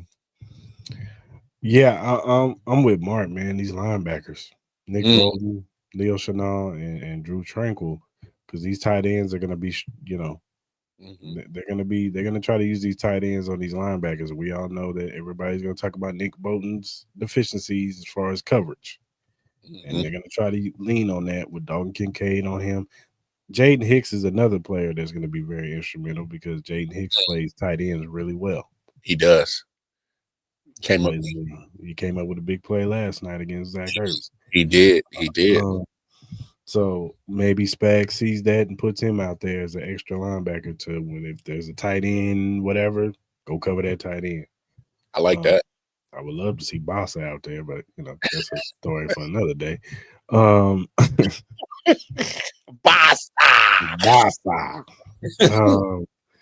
But yeah, the linebackers, not just against the tight ends, but the linebackers as far as is going to play hand in hand with what you said, more with Mike Pennell being out there. These linebackers going to be gap sound with James Cook. You know what I'm saying? If what's your name is taking up, 2 defenders and to open up these gaps for these linebackers, they got to be shooting through the gaps. Leo Chenal, he's very good at being patient, waiting for the play kind of develop and then sneak under the defensive lineman and get the offensive lineman and get into the running back. Yeah, Drew actually had the game last night. He did. Same thing with Nick Bolton. He's good at just shooting. If his recognition is, and he knows where gap the running back is going, he's going to shoot it fast and hit him. And that's what we need. Make them one dimension. Hit them early. Make them hit James Cook early. Because the thing about the Buffalo Bills, if James Cook don't start breaking them off early, they abandon the run. Yeah. And I want to see that. The earlier that they abandon it, the better it's all for the Chiefs. So if we get a couple drives where they can't get the running game going, please believe we about to get Josh Allen make something happen on offense. Oh, I'm expecting that at least right before halftime. If everything in a perfect world plays out, how the Chiefs have been playing lately and how the Bills have been playing, that can definitely happen before halftime. That they'll just abandon run and be like, "Hey, we got to make something happen." So that favors the Chiefs for sure. Yeah, for sure. So, all right, man. What's your score prediction? Whoo, man. Give me 31-24 good guys. Okay. That's what I'm talking about. 31-24. Because, look, I'm going to give the Bills a respect. They see enough of the Chiefs see enough of the Bills, and it's never a blowout. So I'm not expecting a double-digit ass whooping either way. I'll be surprised if it does happen, but I'll take it. But just because these two teams are familiar with each other, and it's not too much you can really fool each other. I've been loving how the Bills have been using Andy Reid's playbook to get their offense going. We ain't gonna speak on that now. but that plays into the Chiefs' hands. They practice against that, especially the defense. They practice against that every day. They're like, oh, we seen this formation. We know exactly what's about to happen. So, look, hey man, I'm gonna stick with 31-24. The offense is still rolling. Still not liking what this Bills defense is doing as a football fan. They're still got some question marks, but yeah, man, this should be a dub. I was worried about this game coming into the season, but looking at the Bills lately, I'm like, I'm not so worried. But let's be honest, I'm not trying to break the jinx because they can get us in the regular season. We've seen this. They can get it. They can get the regular season game. It's the one in January that really matters to me. But I would like to see the Chiefs winning, but if they don't, I'm not going to cry over that spilled milk, man. And that'll just mean that'll be the 4 losses that I predicted. And all right, so that means they're going to win the rest. Then I'm cool with that too. So yeah, that's why I'm feeling 31-24 good guys. Look, man, I think Mahomes, I know this is a regular season game. And I know they always get them in the playoffs, and whether it be the divisional or AFC championship. But I do think the Chiefs want this game. I think Pat wants this game. I think Travis, and I think because of the hole that they've kind of dug themselves in with the 3 losses, I do think that they're going to come out with a little bit more sense of urgency than usually when they play the Buffalo Bills in regular season action, because usually it's like they got like 1 loss, 2 losses. So they're like, we win, we lose, we lose. You know what I'm saying? We can still get the 1 seed, whatever. I think this time they're saying like, hey, we can't afford no more losses, man, because the Colts are playing really good right now. And their schedule is super easy. Buffalo's schedule, super easy. And then even within our division, we can't take no more losses and go down on the to the Broncos and the Chargers. So I do think they come in with a sense of urgency. I think we're gonna get MVP Pat in this game. And I'm predicting a double-digit win. I'm predicting 35-24 Chiefs. What? Say that again. 35-24 Chiefs. Well, I don't think this Buffalo, and I could be wrong. They could prove me wrong. I don't think this Buffalo's defense. I think this is the worst defense they've carried since in the Josh Allen era. Not one person on this defense scares you. Not Joey Bosa. Not none of their corners. Not none of their linebackers. Not none of their safeties. Nobody on this team scares you. Yeah, I know they get the Harrison kid, the Maxwell Harrison kid. He's their rookie, and I'm pretty sure they're going to put him on Xavier Worthy. And we'll see about him. He was highly touted coming out of Kentucky, but still, there's nobody on this defense that scares you. Nah. And even on the offensive side, there's nobody outside of James Cook. There's nobody on that receiving core that scares you. Not at all. Not at all. So, and Mark could be right. It could be down to the wire drama, but I just think this is going to be a different sense of urgency when it comes to this Chiefs team because of the hole that they've dug in this game, in the standings. The team who loses this game will be out of the playoffs at the moment. Yeah. And I don't think the Chiefs want to dig themselves in a deep hole. Nah. So that's why I'm predicting that we're going to get MVP Pat. I think this team is going to be hyped up on both sides of the football. And I think they're going to come out early, hype, energy. I think the Chiefs are going to get a couple turnovers, whether it be off of Josh Allen or somebody else. And I think they win 35-24. Hey, man, 31st ranked rush defense Buffalo got. Exactly. That's all I'm going to say. You know what I'm saying? And, I expect Trey Smith to be back.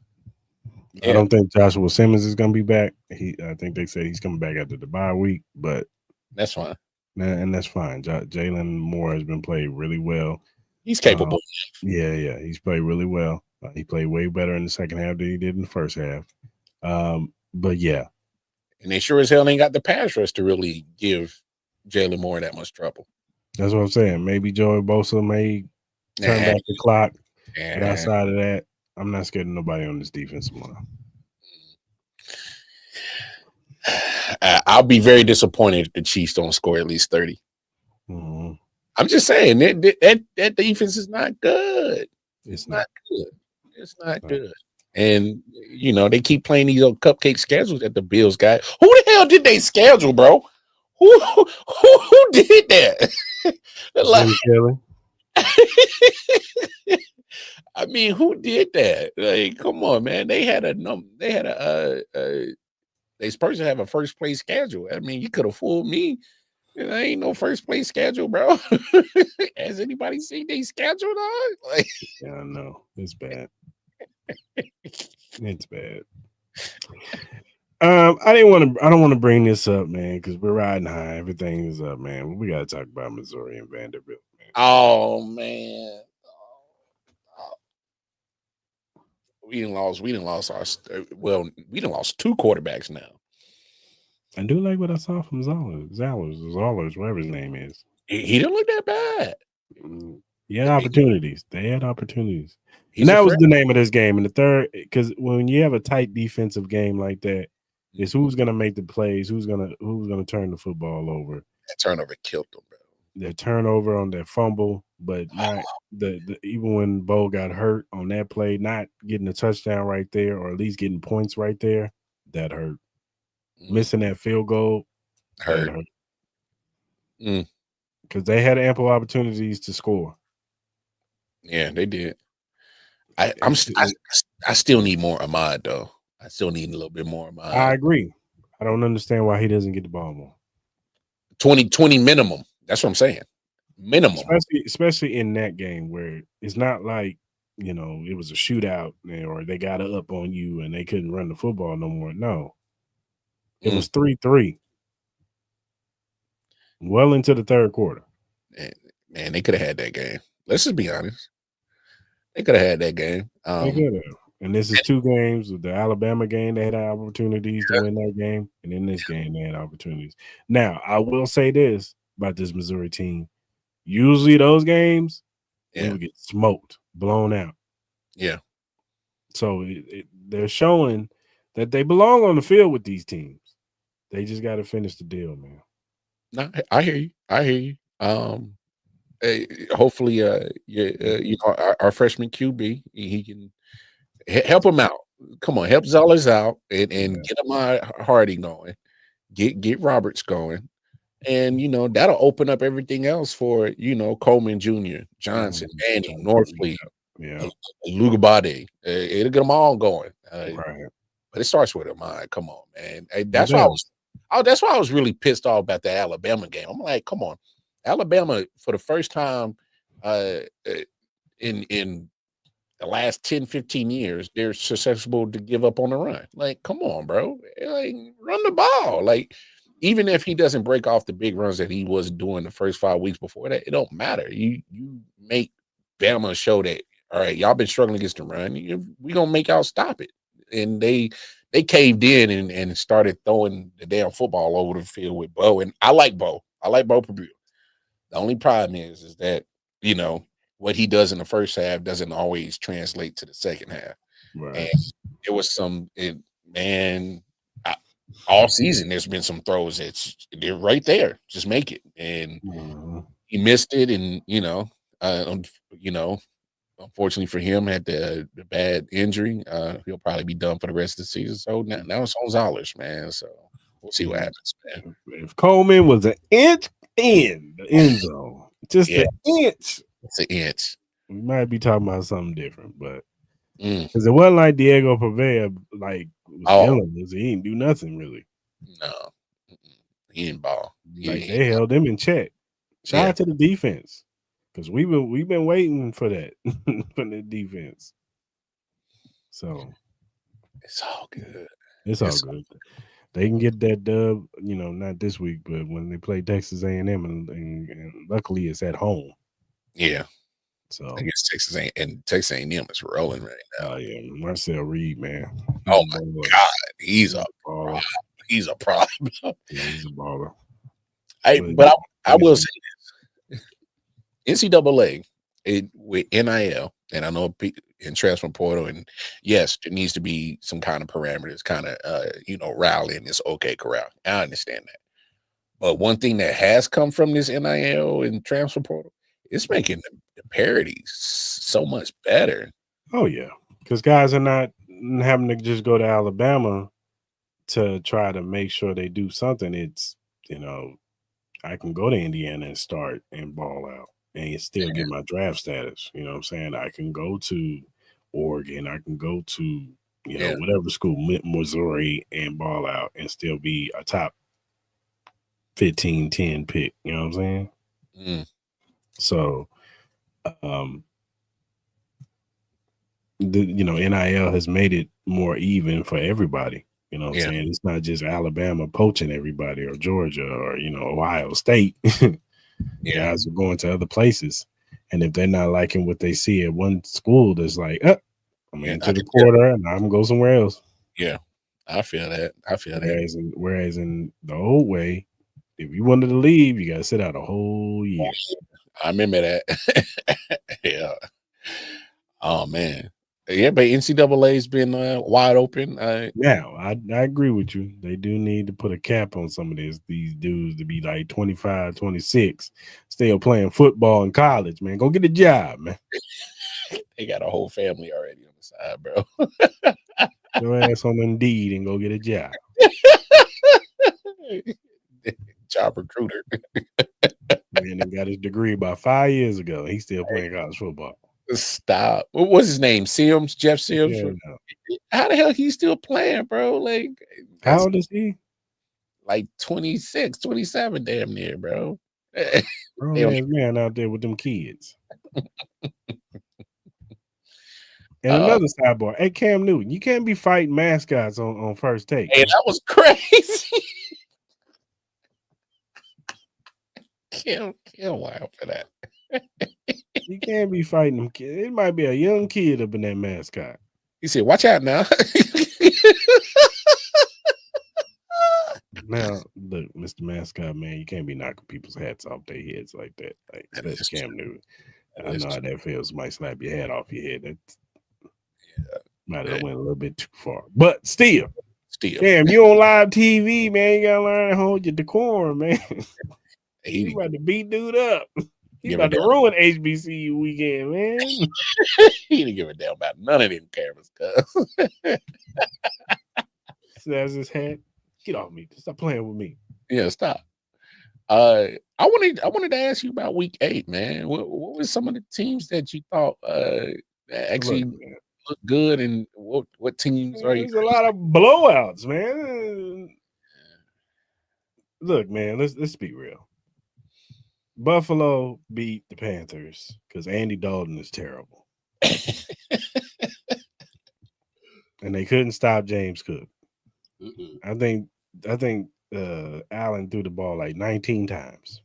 That man had 153 yards for the halftime, bro. James Cook was cooking before that, bro.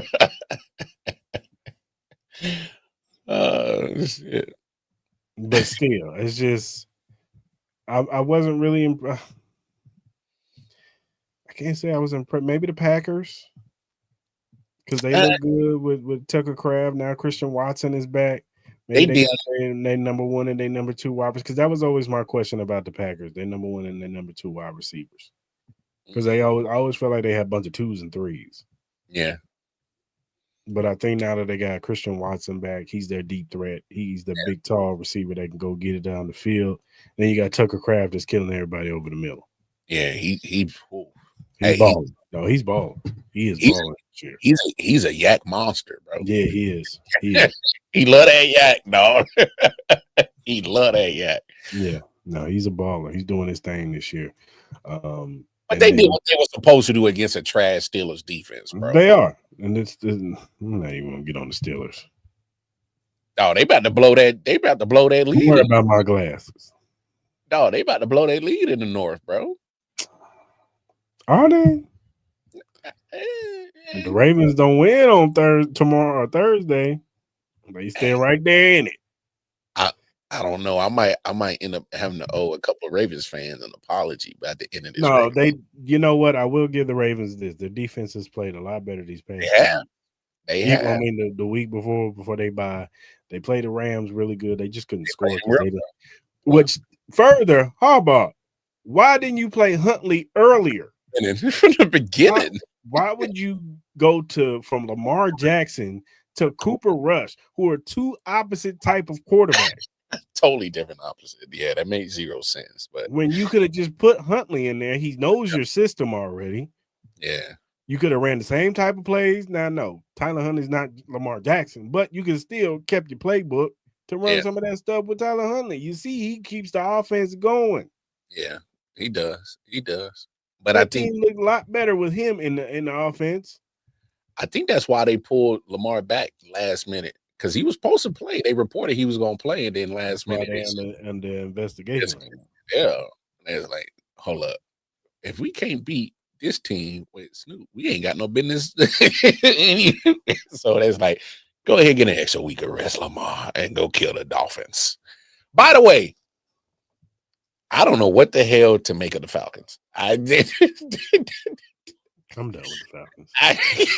No, you look good one week, then you look like ass the next. And I'm just like, I'm done with the Falcons. Y'all are the perfect example. Y'all smoked the Buffalo Bills. Smoked them. Now, I get it. Kirk Cousins was out there. He can't move. You know what I'm saying? Them legs is done. He washed up. But that's an expensive wash up. Why have y'all not given the ball to Bijan Robinson? For the life of me, I don't understand it. Just turn it around. Hand it off. That's it. You have one of the best backs in the league right now. Top 3. Give him the ball, man. And get out the way. As much as I used to complain about Arthur Smith, at least he knew to get the ball to Bijan Robinson. Yeah, fair point. He just couldn't figure out a way to get the ball to Kyle Pitts, but he get the ball to Bijan. They still can't figure out how to get the damn ball to Kyle Pitts. We might just have to have a conversation about Kyle Pitts, man. He just may not be that good. I think it's a combo of both. Where I think he's kind of underplaying, and he's also not getting utilized properly neither. But I bet you he's in Njoku. Like everybody always try to say, "Oh, Njoku." He's like, he good, cool. Yeah. I'm trying to put him up there with like the Kelces and them dudes. Like, nah, he ain't bad. I think what it is, and I'm a victim of it because I'm gonna speak for myself. When you see these athletic tight ends, built wise, pretty much, 6'3", 6'4", 215, 220, yoked up, speed for days, and it doesn't translate. And that's, I think, where I'm like, damn, that's when you start putting in Njoku and Pitts in the same category of shoulda, coulda, woulda. You know what I'm saying? Like, I just think it's just one of those things that, like, man, some dudes may have that. Yes, they look good in the SEC, especially Kyle Pitts. He played at Georgia. He looked good in the SEC. He was killing NFL-ish type talent. Sometimes that just don't translate in the NFL, dog. Everybody, for whatever reason. For whatever reason, it just don't translate. It just don't. It don't. Yeah. Now, what I do, I think Kyle Pitts maybe could benefit from a better system, maybe. I bet you if he was San Francisco or KC, we might have a different conversation. I think hey, watch your mouth, Joe. Watch your mouth. Watch your mouth. 3 firsts? Are you serious, Joe? Nah, that's wild. I am not giving 3 firsts for Bijan Robinson. I'm sorry, player. Well, I mean, if it wasn't the Chiefs, yeah, but that's what he's talking about. I know what he's talking about, but that makes now giving 3 firsts for Bijan makes sense for another team that's desperately need his talents. I don't think the Chiefs desperately need his talents. Will we like it? Of course, but I don't think it's a necessity. That's more of a want. So, that's the Johnny Walker talking.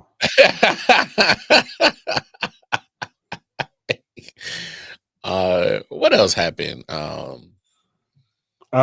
Look, man. I know the Browns are a terrible organization. But if I was Jimmy Haslam, the owner, the Browns, I'm bringing Kevin Stefanski in my office, and I'm telling him if you put Dylan Gabriel out there, just go ahead and clean your lock, clean out your stuff. You're fired. No, for real. Put your boxes, put all your stuff in the box. Give me your card, key, and all the keys that you get to. Just go and hand them over. I'm sick of seeing this on my field. This is pretty bad, bro. You stuck to this dude. Even after that performance, you talking about no, Dylan Gabriel's still a starter. No, they've been going into the bye week where you reevaluate your team. First thing you need to look at is that position. And you can't tell me that Shedeur Sanders is worse than that dude. Ain't no way. You cannot tell me. I don't care who you are. Ain't no way. When all the reports from people who watched it on the field in practice was saying Shedeur was whooping his ass in practice. And he's not even getting close to the first team reps. That's a great thing. Yeah, because they want to play Bailey Zappi. Did you see how he looked in preseason against the 3s and 4s? Terrible. Got cut. He was bad. But yeah, let's play that guy. And that's typical of bad franchises, man. They've been a bad franchise for a long time. So none of this surprises me that this has been a circus the whole time. And look, man. The Giants got hosed on Sunday, man. Hey, look, I'm gonna be honest with you, Chris. I was never a fan of banning the tush push. I'm cool. I've always been cool with it. Me too, because I've always been like, y'all mad because they found out an advantage that y'all can't stop, and that's why y'all crying. Y'all even tried it; it didn't work to the way that y'all, because y'all can't do it like them, because y'all ain't got the offensive line that they got, and y'all don't frame it like that. And Jalen Hurts is just the way he does it is just different, but it ain't working for y'all. So now y'all mad y'all can't do it. So now y'all want to ban it. But y'all can't find a legitimate reason why to ban it until this year. They finally found a legitimate reason why they're going to ban it next year. Yeah, it's because they say they can officiate it, and the problem is they can't. I think they're just lazy. Yeah, there it is. Come on, man. If the guy is still pushing Jalen Hurts forward, his momentum isn't stopped. So that should have been a clean fumble.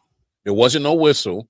The whistle came after the fumble when Kayvon Thibodeau had the ball in his hands. So I'm just like, and for me, I've never put this on the Eagles. It's not the Eagles' problem that the refs can't officiate it. This is an NFL officiating problem. This goes back to that when you got a certain play, they need to know how to officiate it, and they've never. I think what it was when they first started implementing the tush push, they never really looked at it and paid no attention to it because QB sneak, whatever. But then once people are showing, especially this year, we go back to week 2, fall starting, it's not getting called. The fumble not getting called against the Giants last week. I'm starting to lean towards banning it, because if y'all continue to show the laziness and the lack of accountability when it comes to the refs on actually officiating just one play, it also speaks to all the other missed calls that gets called in the matter of 60 minutes of a football game.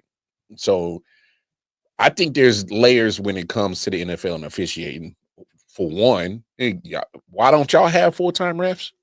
Why ain't they not on the NFL payroll, which is crazy? I don't understand that. It's not like y'all make damn near almost 300 billion a year. You tell me you can't get full-time refs? Pay them a little, I'll ref for $75K a year. I'll go ref for $75K a year. That's a career. Mm-hmm. Like, come on, you could make it feasible to get a actual long-standing pool of refs that work specifically for the NFL. You got the money to pay them. You can come up with the infrastructure to make it that they are just, hey, because I'm willing to bet these refs, once these 4 months of the season is done, they going to some other job that they got lined up. So if you make them full-time refs, I mean, come on, because you use them in preseason. You use them in mini camp, training camp, so you can, simulate a real game. So they still get paid for that. This is NFL being lazy, like you said. This is laziness at its all-time high, and I don't think it's not right that the Eagles should get punished for it. And the funny thing is, some of the teams that voted to ban it are using some type of variation of the tush push. I'm talking about you, Chargers, Bills, Broncos. I didn't see y'all move some type of variation of this tush push, but y'all was part of the get rid of it clan. So whatever. I understand why the Chiefs voted to get rid of it. They tired of seeing that shit in the Super Bowl. So that makes sense. That's just a competitive edge they want taken away. So all these other teams, y'all not seeing the Eagles on a regular basis like the Chiefs are. If you're an NFC East team, I can understand why the Giants and Commanders and Cowboys want to get rid of it. They tired of seeing that shit, especially after last week. I know the Giants are going to be spearheading that movement next year for sure. Hey, get rid of this shit, bro. So y'all cost us a fumble. And I don't know if they would have won that game, but it would have changed the momentum of it. Well, I think a few things that play and that back Scatterboo injury was cool. The Scatterboo kind of deflated them. I thought that OPI, that offensive pass interference, was a little ticky-tacky on them. I didn't think that was OPI on Darius Slayton, but that's just me. Yeah. But I don't know, man. I just thought on a few plays they got screwed over for sure. Yeah, they got home. So where are y'all people at on the internet talking about the Eagles get all the calls? Y'all need to start that shit. Get off our Chiefs, bro. Oh, I saw it on the timeline. People had the little referees next to Jalen Hurts plugged up, or the jersey switch. I saw that. Yeah, I saw that.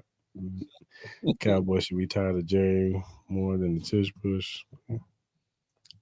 Cowboys defense. What we learned about the Cowboys that their defense is terrible. That's what we learned. And that the Broncos defense is just really, really good. Yeah, they're really good. We'll see how they do without Pat Surtain for a few weeks, but yeah, we'll see. Hey, Bo Thick Pen and MVP. Big Bo Thick Pen is wild.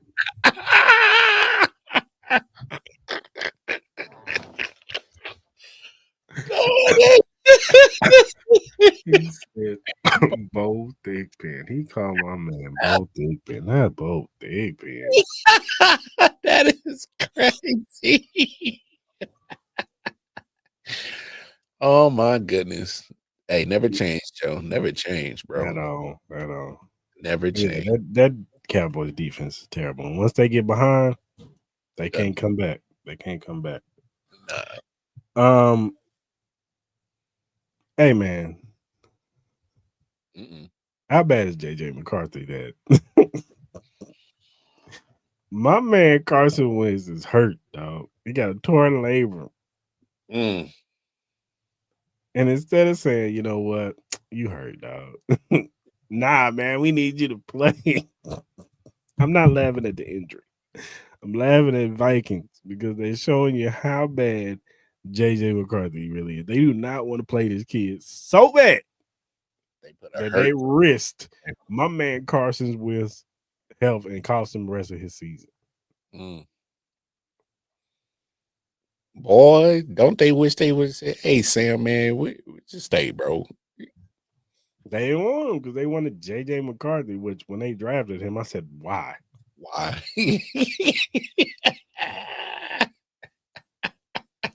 Why? Now you stuck with now you got to put him back in there now.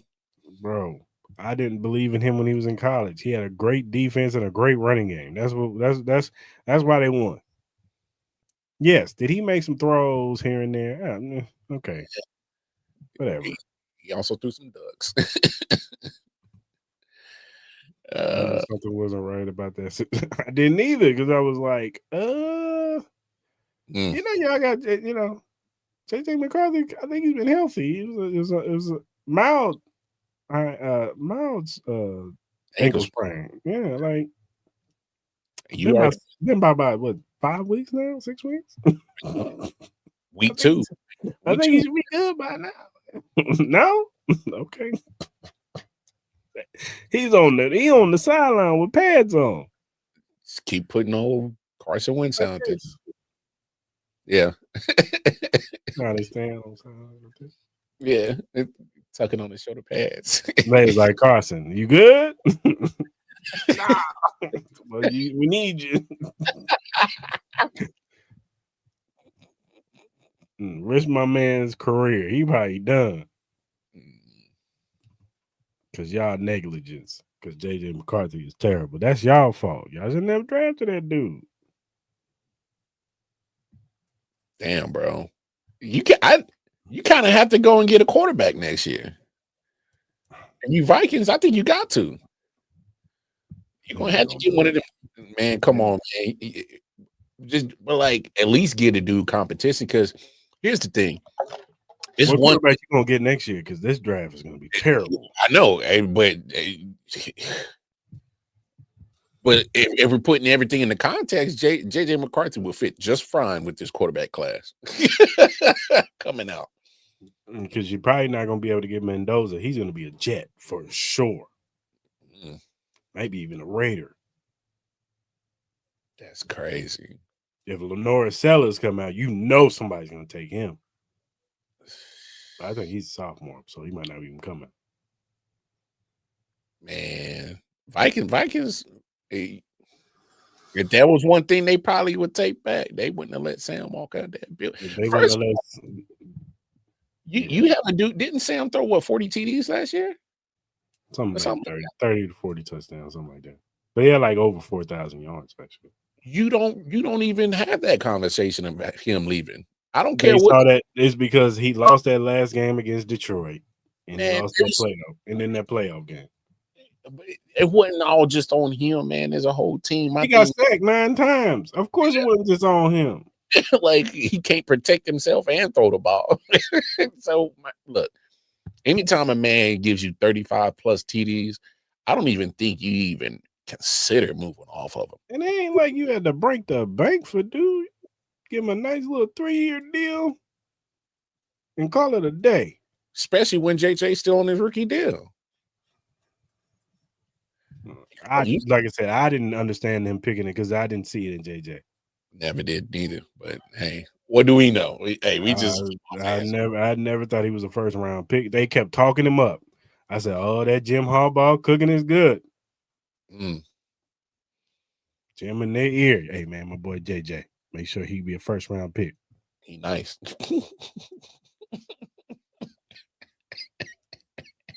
There was even talks about him trading Justin Herbert to go get JJ. I say he do that. He a plum ass fool. A whole fool. Look, I know Justin Herbert. He hasn't won, but talent wise, my man is nice. Yeah, it ain't even close. He's nice. Yeah. There's sometimes where you look at Justin like, man, what are you doing, Justin? What was that throw? But then there's a lot of times where you like, God damn, did you see that throw? Yeah. No, I'm with you. So if he had that, I'd be like, boy, you a plum ass fool. Straight fool. So I never saw it with JJ. And once again, Bengals, you suck. Trash. Y'all let the boys come back and beat y'all. Because after what they did on that Thursday, I was like, okay, 3-4. All right, y'all might have a chance to mess around and take over that division. I don't know. It ain't the way y'all let the Jets come back, and they were shorthanded. No Garrett Wilson, no number one wide receiver, no number one corner, and they missing their dog on both sides of the football. Come on, man. Dog, they had Justin Wilson, Justin Fields looking like, yeah, man, my owner over there talking shit about me. I'm gonna need to show out, and he showed out on y'all. He showed out on the Bengals, bro. He looked like rest in peace to Nick Mango too, man. Man, I'm glad you said that. Yeah, to Nick Mango, man. Young dude, 41 years old, man. That's crazy, man. When I saw that, one of the better offensive linemen to play the game too. Oh, without a doubt. His 11 years in New York were man, Hall of Fame career worthy. For sure. And really good. He was good. He was a really good center, man. So that was sad to hear, man, for sure. Yeah, man. And hey, Cam Ward, man, just keep your head, dog. I've been trying to tell people that's what happens when you have this certain mindset and you get around a whole bunch of fucking losing. That shit seeps into you, bro. Now, even some of his plays is looking real circus-like. I'm like, bro, what are some of these turnovers you doing? So I'm like, but he trying to make chicken salad. Shout out to my man Casey Prentice back in the day. I make chicken salad out of chicken. There's a lot of chicken shit out there on that field with the Titans right now. He ain't got no receivers. His running backs are solid, but he ain't got no receivers. None. Defense is only Jeffrey Simmons or bust. Yeah, my man L'Jarius Sneed can't stay healthy to save his damn life. It's bad. Just hold your head, Cam, man. Hopefully you get better days. You're probably about to get Matt Nagy over there, so maybe you can run some of our plays. You know what I'm saying? Dude said he was in the closet crying. If he does something, look, man, don't be talking about Justin Fields like that, man. Leave Justin Fields alone, man. Been rough. Rough career since he got in the league. Since he got there, Chicago didn't do him right. Pittsburgh. Pittsburgh didn't doing right. He was 4-0, and they was like, "Nah, we good. Nah, we gonna put Russell Wilson in." But we winning. Nah, no. It ain't winning the way we want to win. Hey, they said no. The team's winning. But you looking kind of suspect, cuz. We're gonna put Russell Wilson in. Yeah, we gonna reality translation. George Pickens is getting on our damn nerves because you ain't throwing in the football. Oof. Hey man, but how does Pickens just turn it around in Dallas and act like he ain't no crash out no more? Like, because he's in Dallas now, and it's way more cracking in Dallas. Ain't nothing to do in Pittsburgh. Yeah, you got a point. You got a point. Way more cracking out there. Hey, yeah, we lost. I ain't get the ball as much, but he is getting the balls. It ain't like they not throwing him the football. They are throwing him the football. And I think he respects CD. He respects CD Lamb enough to be like, yo, that's the dog. That's the dude over there. Yeah. He been putting in work. I think they really cool too. I don't think he had that in Pittsburgh. I don't think he had somebody who can be like, hey, relax. Yeah. Yeah, you don't get. Well, it was Mike Tomlin, but Mike Tomlin probably got sick and tired of doing it all the time. But we all know Mike Tomlin. He really don't be putting the button on them dudes like that. Nah. Like Antonio Brown, it blew over when it blew over. Well, to be fair, I think he gives the guys that had the talent a little bit lenience. He does. He's trying to let men be men, and hey, Andy Reid does that with the Chiefs. He let men be men, and if they get out of line, then hey, man, make sure you tell me. Don't hide it from me. Don't leave me blind, player. Hey, I don't want to wake up and TMZ and reported some mess on you. Ask Kareem. Exactly. Don't do that to me, man. Yeah. So, but yeah, man, don't do that. Don't do that, Justin Fields, man. Don't do that, Joe. Don't do that. But yeah, man. Outside of that, man, Patriots look good. Buccaneers bounce back against the Saints. I mean, that was expected. Yeah, you're supposed to. The Colts, they look really good. You know, Jonathan Taylor, he's a baller. Yeah, I'm a little bit more worried about that game because it's in Indy, is it? Yeah, it's in Indy. No, it's at home. It's at home. Okay. I feel a little bit bad about that. It's at home. It's gonna be all right, people. Don't worry. I know y'all scared of that team.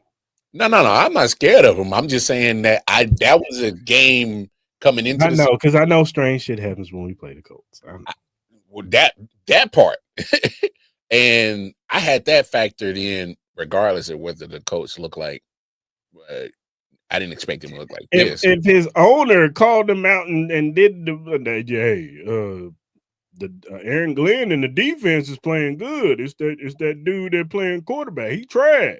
That's pretty much what Woody Johnson said. Our quarterback is trash. Yeah, that's pretty much what he said. But it's like, and then if I'm a reporter, Bill, I'll be like, but you signed him. Yeah. And you didn't help him with a good offensive line. Like, help him out. Like, so what are we doing? Yeah. Woody, you don't have a good track record with quarterbacks anyway. At all. So who are you to tell somebody who's terrible? Maybe because you've seen a whole bunch of them that you know what bad is, but still. Hey, I wish they could put up a graphic of all the coaches and quarterbacks. He wouldn't smack. Who do you think Patrick Mahomes is? Hey, smacking Clark. Relax. He can smack him. That's crazy. What? You think Lamar Jackson? You think he Cam Newton? He ain't Cam. Patrick ain't doing Patrick that. ain't slapping nobody. I love Patrick. He ain't slapping nobody. He ain't no pump. He ain't slapping nobody. Nah, he ain't no bitch, but he ain't stupid. He like, I like that big check you keep signing over to him. But yeah, everything was on par as far as week 8 goes. We'll see how week 9 goes this week. Mm-hmm. See if the Ravens can dig themselves out of this hole, man. Hey, you hit it right on the head. And I think this is must win. Whoever thought that a 2-5 team must win over a 2-6 team. But here we are.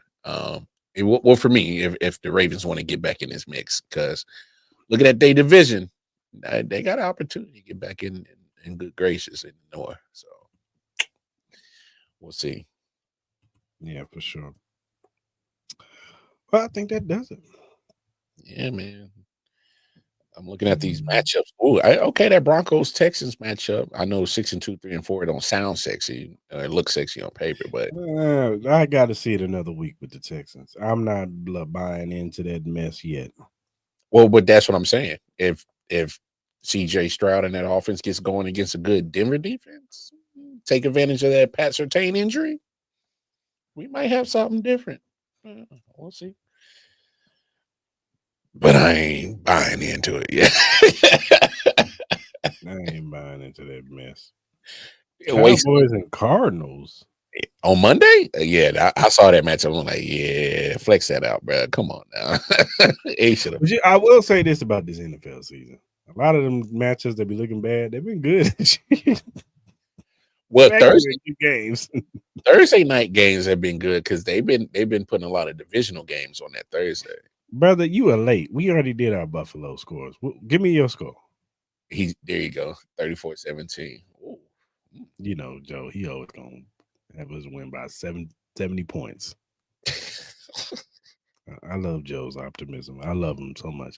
I had 35-24. Mar had what, 31-24? Yeah, 31-24. Now he's switching it 34-24. Okay. Either way, I like it. Good guys on top. So same thing as me, pretty much. You know? Yeah, not too far off. So I'm with it. All right, man. Let's go ahead and shut it down. I ain't gonna play this. I ain't gonna show this Bet US because we got kind of striked on YouTube the other day about promoting betting on the thing, and I'm kind of down when I get our stuff shut down. So I'm kind of cool right now. You ain't about to get me. I'm. What's up with this? It's so weird. There's betting commercials all over the place, advertising it, and all these betting companies got it. They got. Well, it said something like, because if we could prove that we're like affiliated with them, but it's hard to prove that, like, because it's like a affiliation. It's not like a true sponsorship. You know what I'm saying? Like, yes, we did give George his props. All right. Again, you late to the show, Joe. Come on, man. So you coming in at 5 minutes into we about to end the show, and you want, did you do this? Do that? Yeah, we did it about an hour ago. You on CP time, bro? Yes, we did it. Did all that. So anyway, rudely interrupted by Joe. Rudely interrupted.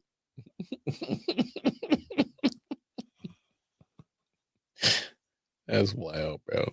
Go get your Red Friday Chiefs Kingdom shirts on our Printify website. You can go to any of our social media and find it.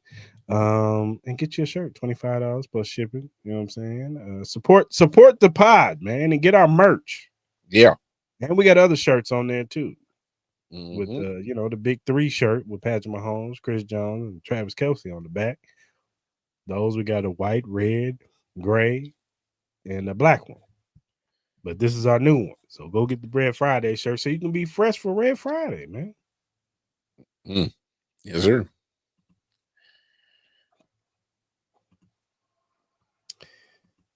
Whatever streaming platform that you use to listen to your podcast, we're available on Spotify, Apple, Amazon Music, iHeartRadio, whatever you use, we're available. First time watch on YouTube, hit that subscribe button, that like button, that notification button. So when we go live on Tuesdays at 5:30 Central Standard Time, you could jump in the live with us like Joe did and Mark was today. Talk about these Chief topics and the NFL topics with us. Whether you agree with us or disagree with us, we want to hear from you, man. You know what I'm saying? So go ahead and subscribe to the channel. Yes, sir. And whatever social media platform you use, whether it be X or Instagram or Twitch or Facebook, TikTok, whatever you use, we are available. We're not Hollywood over here, man. We'll follow you back with Joe. Yeah, Joe. he right there. He at the bottom. There you go, Joe. We Hollywood. That means that we cool until we not cool. Hey, that's crazy. So we cool till we not cool. No, I'm just playing. But no, follow us. We'll follow you back, man. If you have critiques, feedback, or if you have a question that's Chiefs related or NFL related, and we like said question or topic, we will shout you out. We will bring up the question or topic because we want to show love to those who show love to us. So go ahead and hit us up via DM, emails, or our mention. Also follow us at Chief Podcast. You know, if you want to follow us on all social media platforms. Yes, sir. All right, good people. Until next Tuesday, where we'll be going into the bye week. So I have a whole week off. Yeah. I got some stuff lined up. I got a little special next Tuesday. You know what I'm saying? Some special guests coming in. You know what I'm saying? So I want to definitely be tuned in to next week. A little razzle dazzle. Okay. It's gonna be a little family reunion. Okay. You know what I'm saying? Okay. So till next Tuesday, hopefully we're talking about a victory over those damn Bills. Mafia. But until then, I know what it is. We out, players. Go Chiefs. And playettes. Play it. Chickens, ducks, athlete, people, twerkers.